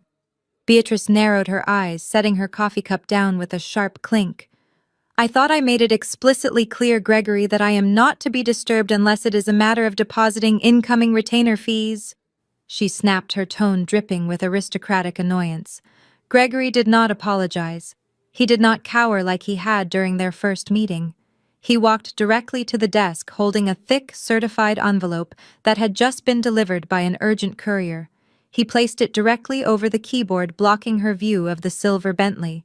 "You need to read this right now," Mrs. Beatrice Gregory said, his voice shaking with absolute terror. "I tried to tell you about the pending liabilities last week, but you refused to listen. You demanded the master bank accounts and ignored the debt. Well, the debt just came calling, and it is completely catastrophic." Beatrice let out a loud, irritated sigh. She snatched the heavy envelope from the desk, tearing the perforated edge with her manicured fingernail. "You are entirely too dramatic, Gregory," she scolded, pulling out the thick stack of premium paper. "Ryan ran a highly successful law practice. A few outstanding vendor invoices are not a crisis." She unfolded the document and smoothed it out on the desk. The bold black logo at the top of the page read, "Apex Holding Private Equity." Beatrice frowned, scanning the first paragraph. The legal jargon was dense, but the bold numbers printed in the center of the page were impossible to misunderstand. It was a formal notice of default and demand for immediate payment. The principal balance due was $4.5 million. Beatrice let out a sharp scoff of disbelief. $4.5 million, she read aloud, her voice echoing in the large office. "This is obviously some kind of fraudulent scam, a phishing attempt. Ryan did not owe anyone this kind of money. He was a brilliant attorney bringing in millions a year." Gregory slammed both of his hands onto the desk, leaning forward. "It is not a scam, Mrs. Beatrice," he pleaded desperately. "Ryan had a severe gambling addiction. He successfully hid it from everyone in this family. When he exhausted his personal funds, he started using the firm as collateral to take out predatory loans. He borrowed heavily from this private equity group just to keep the lights on and pay the staff. The master bank accounts you were so eager to access are practically empty. Every single dollar of retained earnings went toward paying the staggering interest on this specific loan." Beatrice felt a cold knot form in her stomach, but her massive ego refused to let her fully process the danger. She glared at Gregory, unwilling to accept that her golden child was a flawed gambling addict who had left her a hollow shell of a business. "You are lying," she hissed, her face turning red. "My son was perfect. He would never jeopardize his legacy like this. This Apex Holding Company is just trying to extort a grieving family.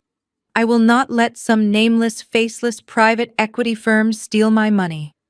Beatrice looked back down at the demand letter. Attached to the back was a copy of the original promissory note. She recognized Ryan's signature instantly. It was the same bold, sweeping handwriting he had used on every birthday card he ever gave her. The reality of the signature made the cold knot in her stomach tighten significantly. The document explicitly stated that the loan was secured by the entirety of the corporate assets. But even faced with the undeniable physical proof, Beatrice refused to panic. Her mind instantly went to me. She remembered how eager I was to sign the assumption of liability clause.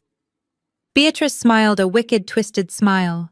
She assumed I had discovered this debt and simply ran away like a coward.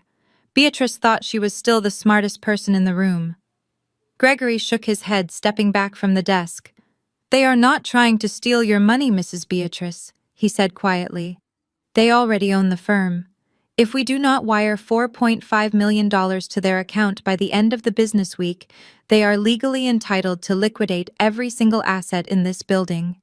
They will take the computers, the desks, the client lists, and the accounts receivable." Beatrice grabbed her cell phone from the desk, her hands finally starting to tremble. She scrolled aggressively through her contacts until she found Richard's name. Get out of my office, Gregory, she yelled, pointing toward the door. I am calling my lawyer. Richard will squash this fraudulent garbage by lunchtime. Gregory turned and walked out, knowing there was absolutely nothing left to save. The heavy oak door clicked shut behind Gregory, leaving Beatrice entirely alone in the massive executive office. She pressed the phone hard against her ear, listening to the agonizingly slow ringing on the other end of the line. Her manicured nails tapped frantically against the polished mahogany desk. When Richard finally answered, his voice was smooth and unbothered, expecting a routine update on the estate transfer. Beatrice shattered his calm demeanor instantly. She demanded he drop whatever he was doing and get to her office immediately. She read him the astronomical $4.5 million figure over the phone and told him a private equity firm was threatening to seize the entire business. Richard arrived less than 15 minutes later. His office was only 3 blocks away, but he looked slightly winded when he strode through the double-glass doors of the firm. He bypassed the empty reception desk and walked straight into the corner office. Beatrice was pacing back and forth in front of the floor-to-ceiling windows, her designer heels clicking sharply against the hardwood floor. She practically shoved the thick certified envelope into his chest the moment he walked through the door. Richard adjusted his expensive silk tie and pulled out the legal documents. He read through the formal notice of default, his eyes scanning the dense paragraphs and the attached promissory note.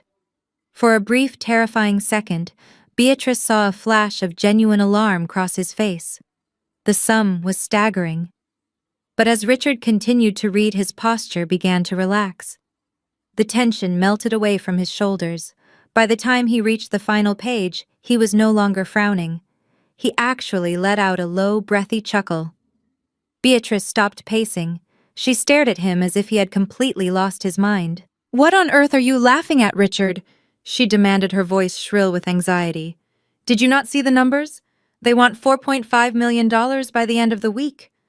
Gregory told me the master bank accounts are completely empty. The firm is bankrupt. My son left me a mountain of toxic debt." Richard tossed the stack of papers casually onto the desk. He walked over to one of the plush leather guest chairs and sat down, crossing his legs. He looked at Beatrice with the deeply patronizing smile of a teacher explaining a simple concept to a slow student.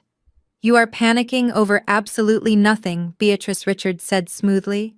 "You need to remember how corporate law actually works. Yes, Ryan took out a massive loan. Yes, he used the business as collateral. And yes, the firm is apparently out of cash. But look at the top of that letter. The debt belongs to the law firm. It is an LLC, a limited liability company." Beatrice crossed her arms, still unconvinced. "What difference does that make?" she snapped. "I own the company now, which means I own the debt." Richard shook his head, leaning forward. "That is the beauty of the corporate veil, Beatrice," he explained. "The firm is a completely separate legal entity from you. Apex Holding can sue the firm all they want. They can win a judgment for $50 million if they please. But if the firm has zero liquid assets, they get absolutely nothing.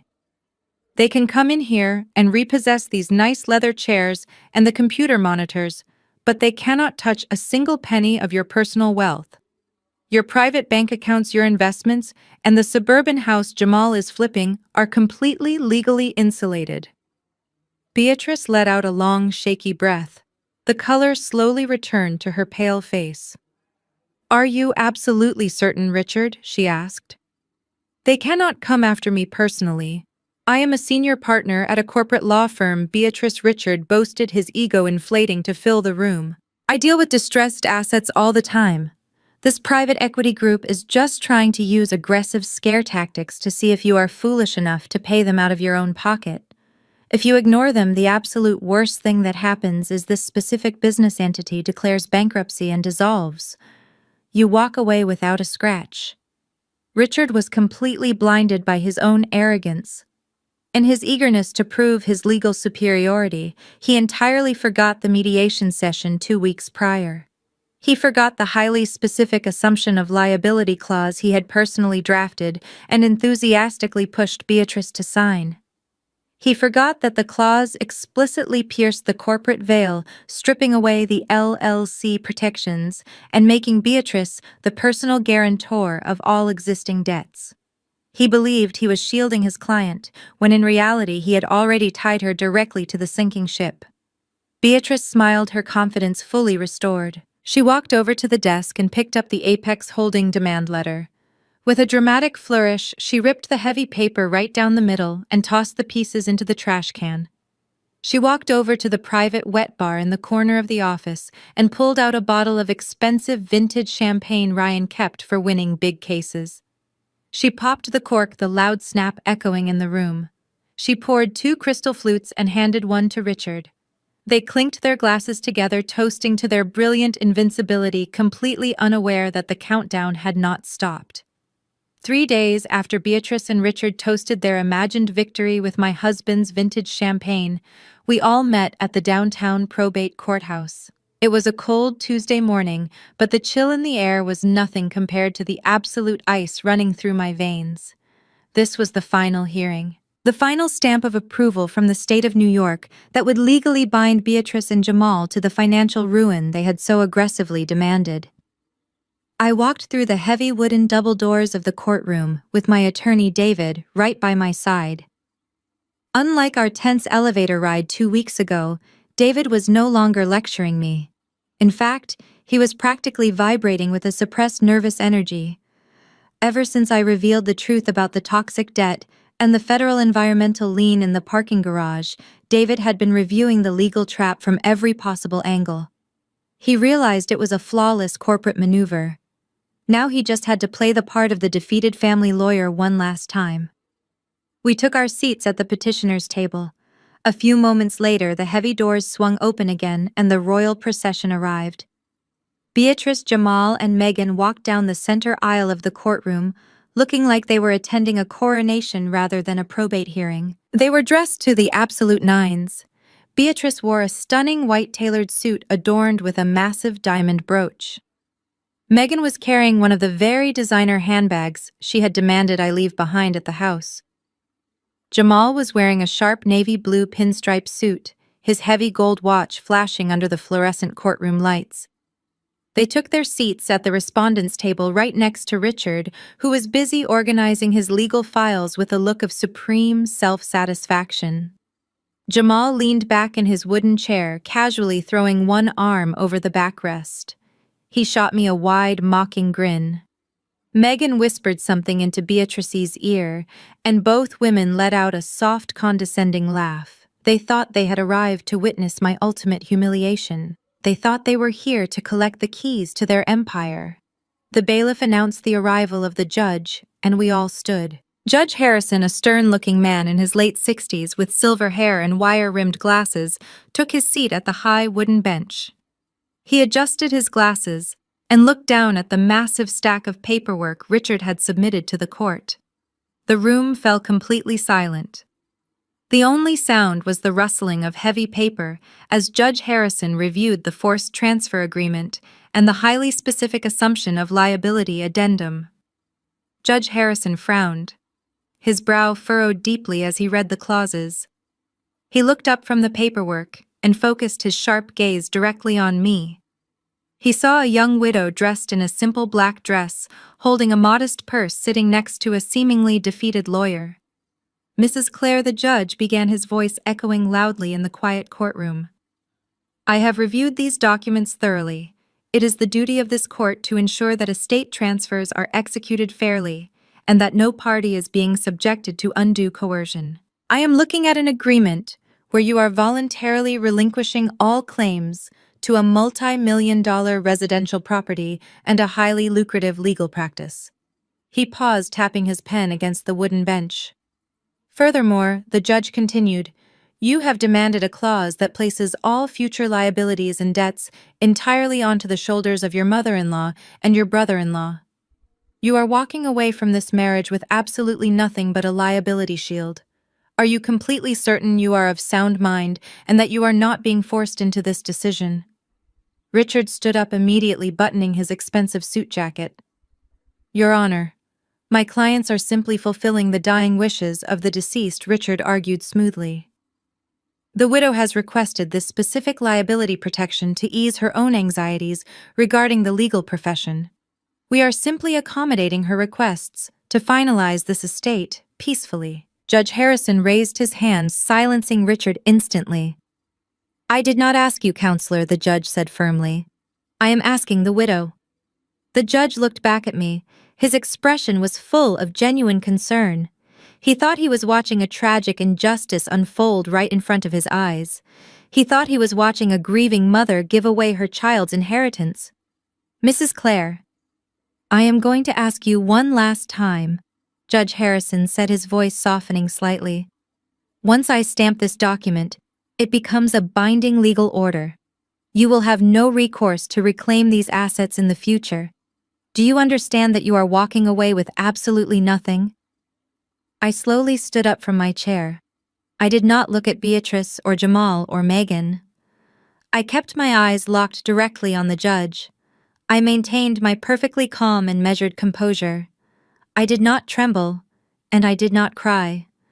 I understand perfectly. Your Honor, I said, my voice clear and unwavering.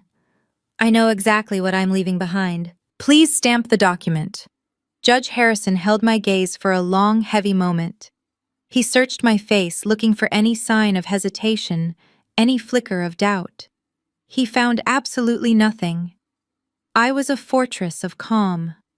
Satisfied that I was not acting under duress, he finally lowered his eyes back to the massive stack of legal paperwork sitting on his elevated wooden bench. He picked up his heavy brass seal and pressed it firmly against the signature page of the forced transfer agreement. The loud metallic crunch of the seal biting into the heavy paper echoed through the silent courtroom. Then he picked up his wooden gavel and struck the sound block with a sharp, definitive crack. The estate of Ryan is hereby transferred in its entirety to the respondents Beatrice and Jamal. Judge Harrison declared, his voice projecting authority across the room. All provisions, clauses, and addendums attached to this agreement, including the assumption of liability, are now legally binding and permanently recognized by the state of New York. This matter is officially closed. Court is adjourned. Judge Harrison stood up and disappeared through the heavy oak door behind his bench. The second the door clicked shut, the tension in the courtroom completely snapped. A collective exhale rushed from the respondents' table. Richard leaned back in his chair, unbuttoning his suit jacket with a look of supreme, arrogant satisfaction. He turned to Beatrice and extended his hand, offering his formal congratulations. Beatrice shook his hand warmly, a brilliant, victorious smile spreading across her face. Jamal actually high-fived Megan, his heavy gold watch catching the fluorescent light. They were practically buzzing with adrenaline. They had done it. They had successfully bullied me out of my inheritance and claimed a multi-million-dollar empire without shedding a single drop of sweat. David sat quietly next to me. He did not pack up his briefcase. He did not move. He simply folded his hands on the table and watched the spectacle unfolding across the aisle. He knew the bomb was armed. He was just waiting for me to press the button. Beatrice stood up and smoothed the wrinkles from her pristine white tailored suit. She grabbed her handbag and turned to me with absolute, unadulterated contempt. She felt like a queen looking at an exiled peasant. You can leave now, Claire, Beatrice said, her voice dripping with cold condescension. There is no need for you to sit there sulking. We have a very expensive celebration dinner to attend at Belmont's, and I would hate for your depressing presence to ruin our evening. You should probably go figure out where you and your daughter are going to sleep tonight. Jamal stood up next to her, sliding his phone into his pocket. He let out a loud, booming laugh. Yeah, Claire, he chimed in, pointing a mocking finger at me. You better get a head start. The bus schedule can be pretty unforgiving in this part of the city. But hey, if you ever need a small loan to cover rent, you know who to call. Just do not expect any family discounts. Megan giggled, linking her arm through Jamal's. She looked at my simple black dress and shook her head in faux pity. You really played this terribly, Claire, she sneered. You could have walked away with a little bit of dignity. Instead, you walk away with absolutely nothing. Let this be a lesson to you. Never try to play a high-stakes game against people who actually know how the world works. They waited for me to react. They desperately wanted me to break down in tears, to scream at them, or to run out of the courtroom hiding my face in shame. They wanted the final satisfying victory of watching me shatter into a million pieces. I did not cry. I did not scream. I did not even blink. I remained perfectly seated in my hard wooden chair. I slowly turned my head and looked at Beatrice, Jamal, and Megan. I let a small, chilling smile touch the corners of my mouth. It was not the smile of a defeated widow. It was the smile of the forensic accountant who had just successfully executed the most flawless corporate trap in the history of New York probate court. I slowly reached down to the floor next to my chair. I picked up my sleek black leather briefcase and placed it squarely on the petitioner's table. The sharp metallic click of the brass latches snapping wide open sounded like a loud gunshot in the quiet room. I did not rush. I deliberately lifted the leather flap, reaching my hand inside. I bypassed my laptop and my standard legal pads. Instead, my fingers closed tightly around a thick, heavy folder stamped with bold red ink. I pulled the thick, heavy folder from the briefcase and let the leather flap fall shut. The bold red ink stamped across the top of the manila cover caught the harsh fluorescent light of the courtroom. I stood up, holding the folder in my right hand. The sudden movement caught the attention of everyone at the respondents' table. Jamal stopped laughing mid-sentence. Megan lowered her expensive designer handbag, resting it on her lap. Beatrice narrowed her cold eyes, watching me with a mixture of profound annoyance and deep suspicion. She genuinely believed I was coming over to beg for a handout. I walked slowly around the petitioner's table, my heels clicking softly and rhythmically against the polished wood floor. I did not walk toward Beatrice. I did not even look at Jamal. I walked directly toward Richard. He was still sitting comfortably in his heavy wooden chair, his custom suit jacket unbuttoned, looking at me like I was a mild inconvenience that refused to simply go away. I stopped right in front of him. I did not say a single word. I simply extended my arm and dropped the red stamped folder directly onto his pristine yellow legal pad. The heavy thud of the thick paper hitting the table broke the tense silence in the room. Richard scoffed, rolling his eyes dramatically. He thought it was a desperate last-minute plea, or perhaps a meaningless list of grievances. He reached out with a perfectly manicured hand and flipped the heavy cover open. I stood there silently and watched the exact moment his entire professional career flashed before his eyes. He read the first paragraph. The arrogant, smug smirk vanished from his lips instantly. His eyes darted back to the top of the page, frantically rereading the bold print, as if hoping the words would miraculously change. The color began to drain rapidly from his face, leaving his skin a sickly pale gray. He flipped to the second page, his fingers suddenly fumbling clumsily with the heavy paper. By the time he reached the third page, his hands were violently shaking. The paper rattled noisily in his tightening grip. A thick bead of cold sweat formed on his forehead. He looked exactly like a man who had just been handed his own unavoidable death warrant. He completely stopped breathing. He simply sat there paralyzed, staring at the undeniable mathematical proof of his monumental legal malpractice. Beatrice noticed his sudden bizarre paralysis. She leaned over, placing a firm hand on his shoulder. "Richard!" She snapped, her voice sharp and highly irritated. "What is that? What did she just give you? Stop shaking and give it to me right now." Richard did not hand her the folder. He could not physically let go of the paper. His knuckles were completely stark white. He slowly looked up at Beatrice, his eyes wide with absolute, unadulterated terror. He opened his mouth to speak, but no sound came out. He swallowed hard, his Adam's apple bobbing nervously in his throat. "Beatrice," Richard stammered, his voice cracking and incredibly weak. "Beatrice, the assumption of liability clause. The addendum I drafted for you this morning." "Yes, Richard. I know what the clause is," Beatrice said, rolling her eyes impatiently. "It legally locked her out of my profits forever. Now tell me what is in that ridiculous folder so we can leave this miserable building and go to dinner." Richard shook his head slowly from side to side. No, Beatrice. He whispered, his voice trembling so badly it was barely audible in the quiet room. It did not lock her out. It locked you in. This folder contains the certified financial ledgers for Ryan's law firm. He was bankrupt. He took out a massive $4.5 million predatory loan from a private equity group called Apex Holding. The loan is currently in severe default. I already know about that Apex Holding garbage. Beatrice scoffed, waving her manicured hand dismissively. We discussed this in my office days ago. The debt belongs to the LLC. They cannot touch me personally. You told me that yourself. Richard squeezed his eyes shut, a look of pure physical agony twisting his features. That was before the judge stamped the forced transfer agreement. Richard choked out, his voice rising in sheer blind panic. Beatrice, the clause you signed today, the one I absolutely insisted you sign.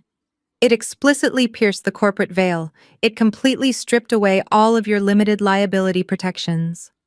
By accepting the estate as is, and assuming all legal and financial liabilities, you did not just inherit the firm. You personally guaranteed its debts. The words hung in the air, heavy and totally suffocating. Beatrice stared at him, her mind desperately struggling to process the catastrophic information. You just took $4.5 million of corporate toxic debt. Richard choked out, pointing a violently shaking finger at the official court document sitting on the table. And you legally attached it to your personal bank accounts, your investment portfolios, and your own private assets. They do not just own the empty firm anymore, Beatrice. They own you. Beatrice let out a harsh, breathless gasp. She looked from Richard to the red-stamped folder, and then finally over to me. Her mind simply refused to accept the reality of the situation. She shook her head violently, her heavy pearl necklace rattling against her collarbone. You are lying, she hissed at Richard, her voice echoing sharply across the courtroom. You are just a cowardly, incompetent lawyer trying to cover up your own massive mistakes. I am not paying a single dime to some faceless, predatory corporation. I will hire a real legal team.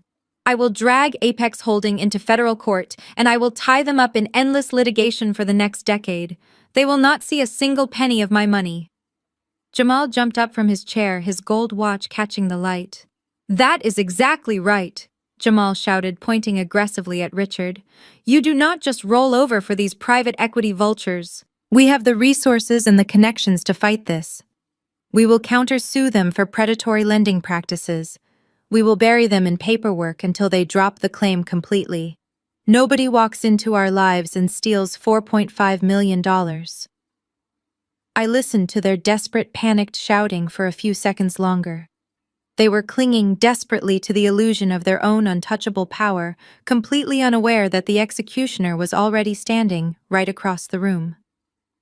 I slowly pushed my wooden chair back and stood up. The scraping sound of the wood against the floor immediately silenced their frantic arguing. Every single eye in the courtroom locked onto me. Even Judge Harrison, who had paused with his hand on the doorknob behind his bench, turned around to watch the final act of this incredible drama unfold. The room was dead silent. My voice was calm, measured, and completely devoid of any sympathy. It echoed clearly off the high wooden ceilings. You are not going to fight anyone in federal court, Beatrice, I said, my voice slicing through the heavy air like a perfectly sharpened scalpel. You are not going to tie them up in litigation, and you are certainly not going to countersue for predatory lending. Beatrice glared at me, her face twisted into an ugly mask of pure hatred and denial. And why exactly is that? Claire, she spat, gripping the edge of the respondent's table so hard her knuckles turned white. Do you think I am afraid of a bunch of corporate suits hiding behind a private equity name? I am a wealthy, powerful woman. I can crush them without breaking a sweat. I took a slow, deliberate step away from the petitioner's table. You cannot crush them, Beatrice, I explained smoothly, because you do not understand who you are actually dealing with. You spent the last decade looking down on me, calling me a glorified calculator. You assumed that because I did not wear flashy designer clothes or drive luxury European cars, I was completely useless. You thought Ryan was the undisputed financial genius of this family. I paused, letting the massive weight of my words settle over them. Ryan was a charismatic trial lawyer, I continued, but behind closed doors, he was a degenerate gambler and a catastrophic financial failure. 3 years ago, he completely drained the firm accounts. He was days away from total bankruptcy and public disbarment. He was desperate for a secret bailout, but no legitimate bank would lend him another dollar, so I gave him one. David, my lawyer, sat frozen next to me, watching the absolute devastation sweep across the opposing table. I set up a perfectly legal, fully insulated private equity firm. I said, my voice ringing with undeniable authority. I used my own private capital, the money I earned from my highly successful forensic accounting career, to issue my husband a massive corporate loan. I drafted the promissory note myself. I set the interest rates. And I required him to use the entirety of his law firm as the primary collateral. Richard gasped loudly, his eyes widening in sheer absolute horror as the final piece of the puzzle snapped into place. Jamal stopped breathing, his jaw dropping completely open. Megan let out a tiny, pathetic whimper, covering her mouth with both of her shaking hands. Beatrice stared at me, her entire body trembling uncontrollably. "What are you saying?" she whispered, her voice completely devoid of its previous arrogance. I looked her dead in the eye, delivering the final fatal blow. "I am saying that Apex Holding is not some faceless corporate entity, Beatrice. I am the sole founder, the primary shareholder, and the chief executive officer of Apex Holding. Ryan borrowed $4.5 million from my company." I pointed directly at the signed court documents sitting on the table. "When you bullied me into signing that forced transfer agreement, you did not just steal my husband's business.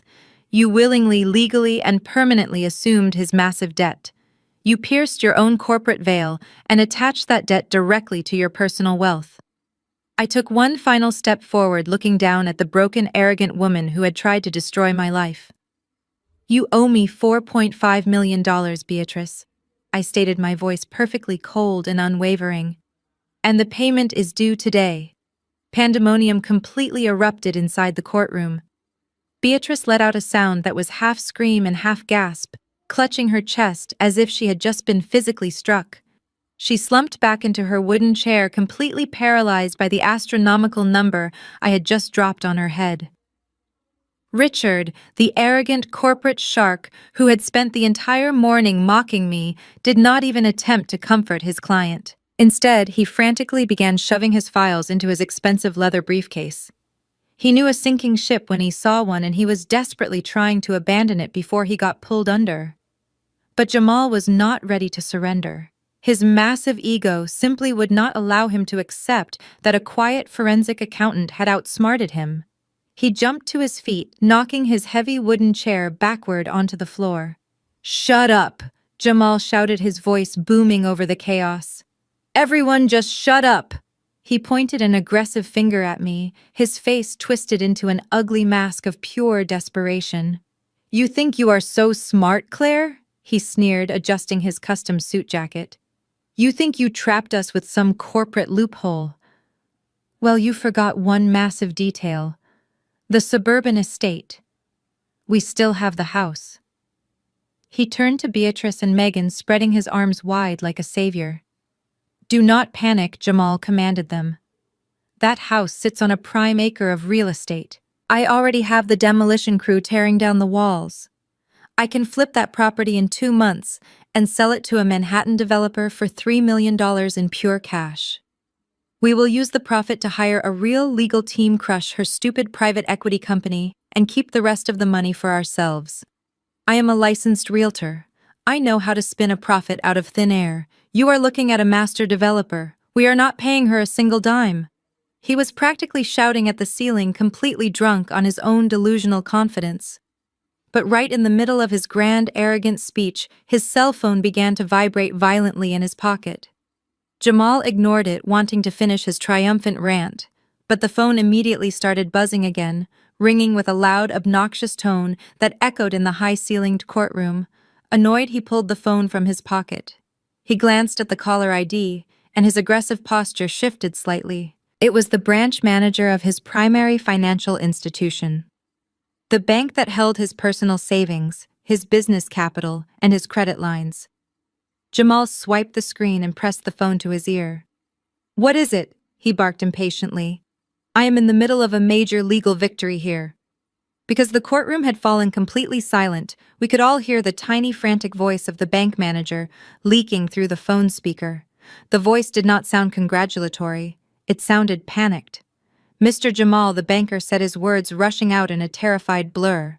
"I am calling to inform you that our fraud department just received an emergency federal mandate. We have been legally ordered to freeze every single one of your accounts. Your personal checking, your business capital, and your joint savings with your wife are all completely locked." Jamal froze. The color drained from his face, leaving him looking pale and completely hollow. "What are you talking about?" Jamal demanded, his voice suddenly shrinking. "You cannot freeze my money. I have hundreds of thousands of dollars in those accounts." "You currently have nothing, sir," the banker replied grimly. "The Environmental Protection Agency just placed a massive federal lien on your Social Security number and your professional real estate license. According to the Federal Registry, you just signed an assumption of liability document for a highly contaminated chemical dumping ground. The mandatory cleanup cost is estimated at $2 million. Because you personally guaranteed the estate transfer, the federal government has seized your financial assets to cover the environmental penalty. You are completely bankrupt, sir. I am so sorry." The line went dead. The silence that followed was the heaviest, most suffocating silence I had ever experienced. Jamal stood frozen, his arms still holding the disconnected phone to his ear. His jaw hung open. The flashy gold watch on his wrist suddenly looked like cheap, heavy chains. The $1 million real estate flip, the glorious suburban estate, the arrogant boasting, it all evaporated into thin air. He had not just inherited a toxic house. He had handed the federal government the legal right to strip him of every single penny he had ever earned. Megan stared at her husband, her eyes wide with absolute horror. She slowly stood up, her designer handbag slipping from her shoulder and crashing onto the floor. "What did he say?" Megan whispered, her voice trembling violently. "Jamal, tell me what he just said. Did he say all of our money is gone?" Jamal could not speak. He just slowly lowered the phone, his eyes staring blankly at the floor. Megan completely lost her mind. She let out an ear-piercing shriek and lunged at him. She began hitting his chest with her fists, screaming at the top of her lungs. "You idiot!" she sobbed hysterically. "You arrogant, stupid idiot! You told me the government could not sue us.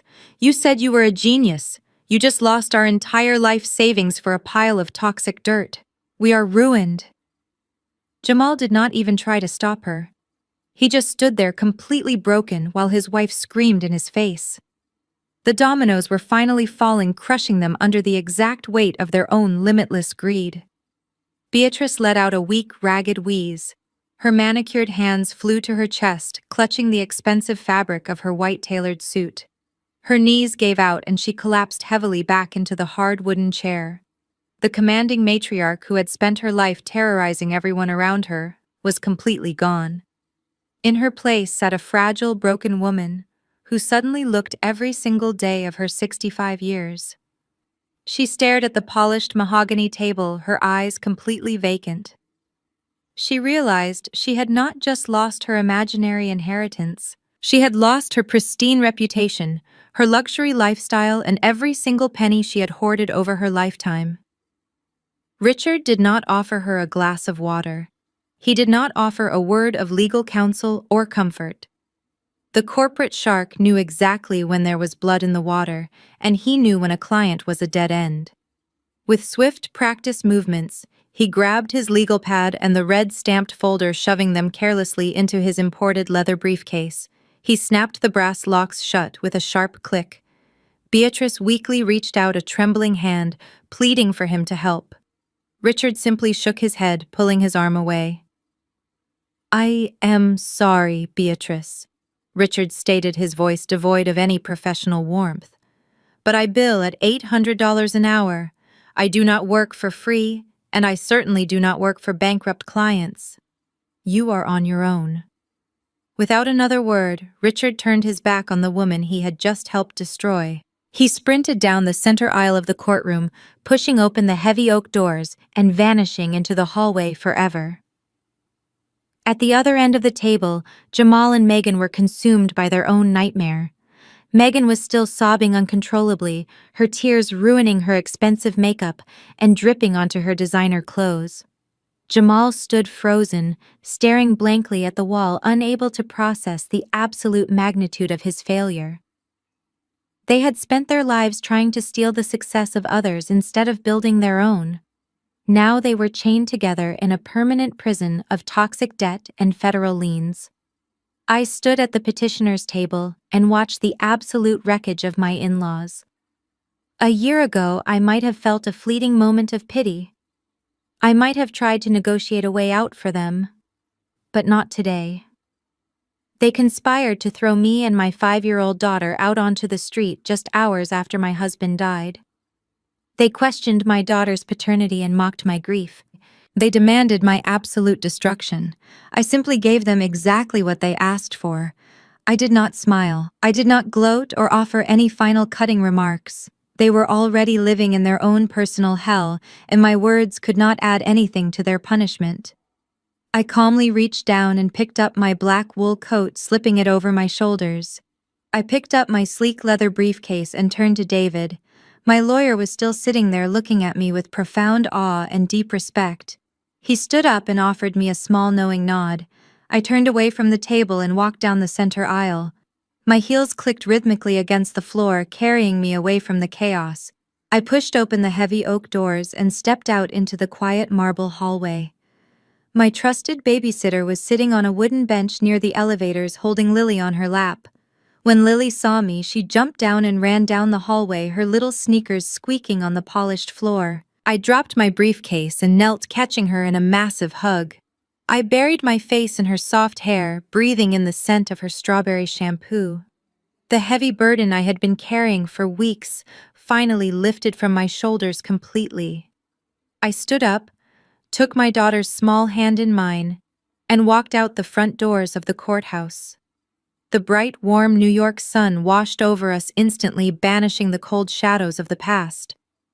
Sometimes the greatest revenge you can ever achieve does not require yelling or fighting. Sometimes the most powerful thing a woman can do is set an absolute boundary, step aside, and let greedy, toxic people completely destroy themselves with their own momentum. You never have to accept the roles they try to force you into. Thank you so much for listening to my story. If you have ever had to walk away from a toxic situation to protect your peace, please leave a comment below and share your experience. Do not forget to hit the like button and subscribe to the channel for more stories about resilience and boundaries. Remember, your worth is never defined by the people who fail to see it.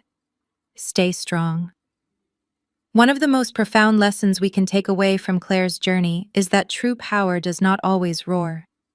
Society often conditions us to believe that when we are wronged, we must fight back loudly, matching the aggression of our abusers, blow for blow. We are taught to desperately cling to what is ours, especially when toxic family members try to strip it away. But Claire's story beautifully illustrates the strategic brilliance of simply walking away. The core lesson here is that greed is the ultimate blinder. When dealing with deeply narcissistic and toxic people like Beatrice and Jamal, their absolute obsession with superficial wealth and dominance makes them incredibly vulnerable. They are so focused on winning the prize and defeating you that they completely forget to look for the trap. By refusing to engage in their toxic tug-of-war, Claire did not show weakness. She demonstrated ultimate emotional control. She realized that engaging with a rigged system only drains your own energy. Sometimes the most devastating response to greedy people is handing them exactly what they demand and letting their own malicious momentum pull them over the cliff. In our own lives, we often exhaust ourselves trying to prove our worth to family members who are committed to misunderstanding us. We fight over petty inheritances, titles, or simply the last word. Claire teaches us that true victory is found in protecting our peace and our boundaries above all else. Stepping aside and letting toxic people consume themselves is not a surrender. It is a masterclass in self-preservation. Your mental health is worth far more than any house or bank account. If you are ready to stop fighting battles that cost you your peace, share this story with someone who needs to hear it and subscribe for more empowering content.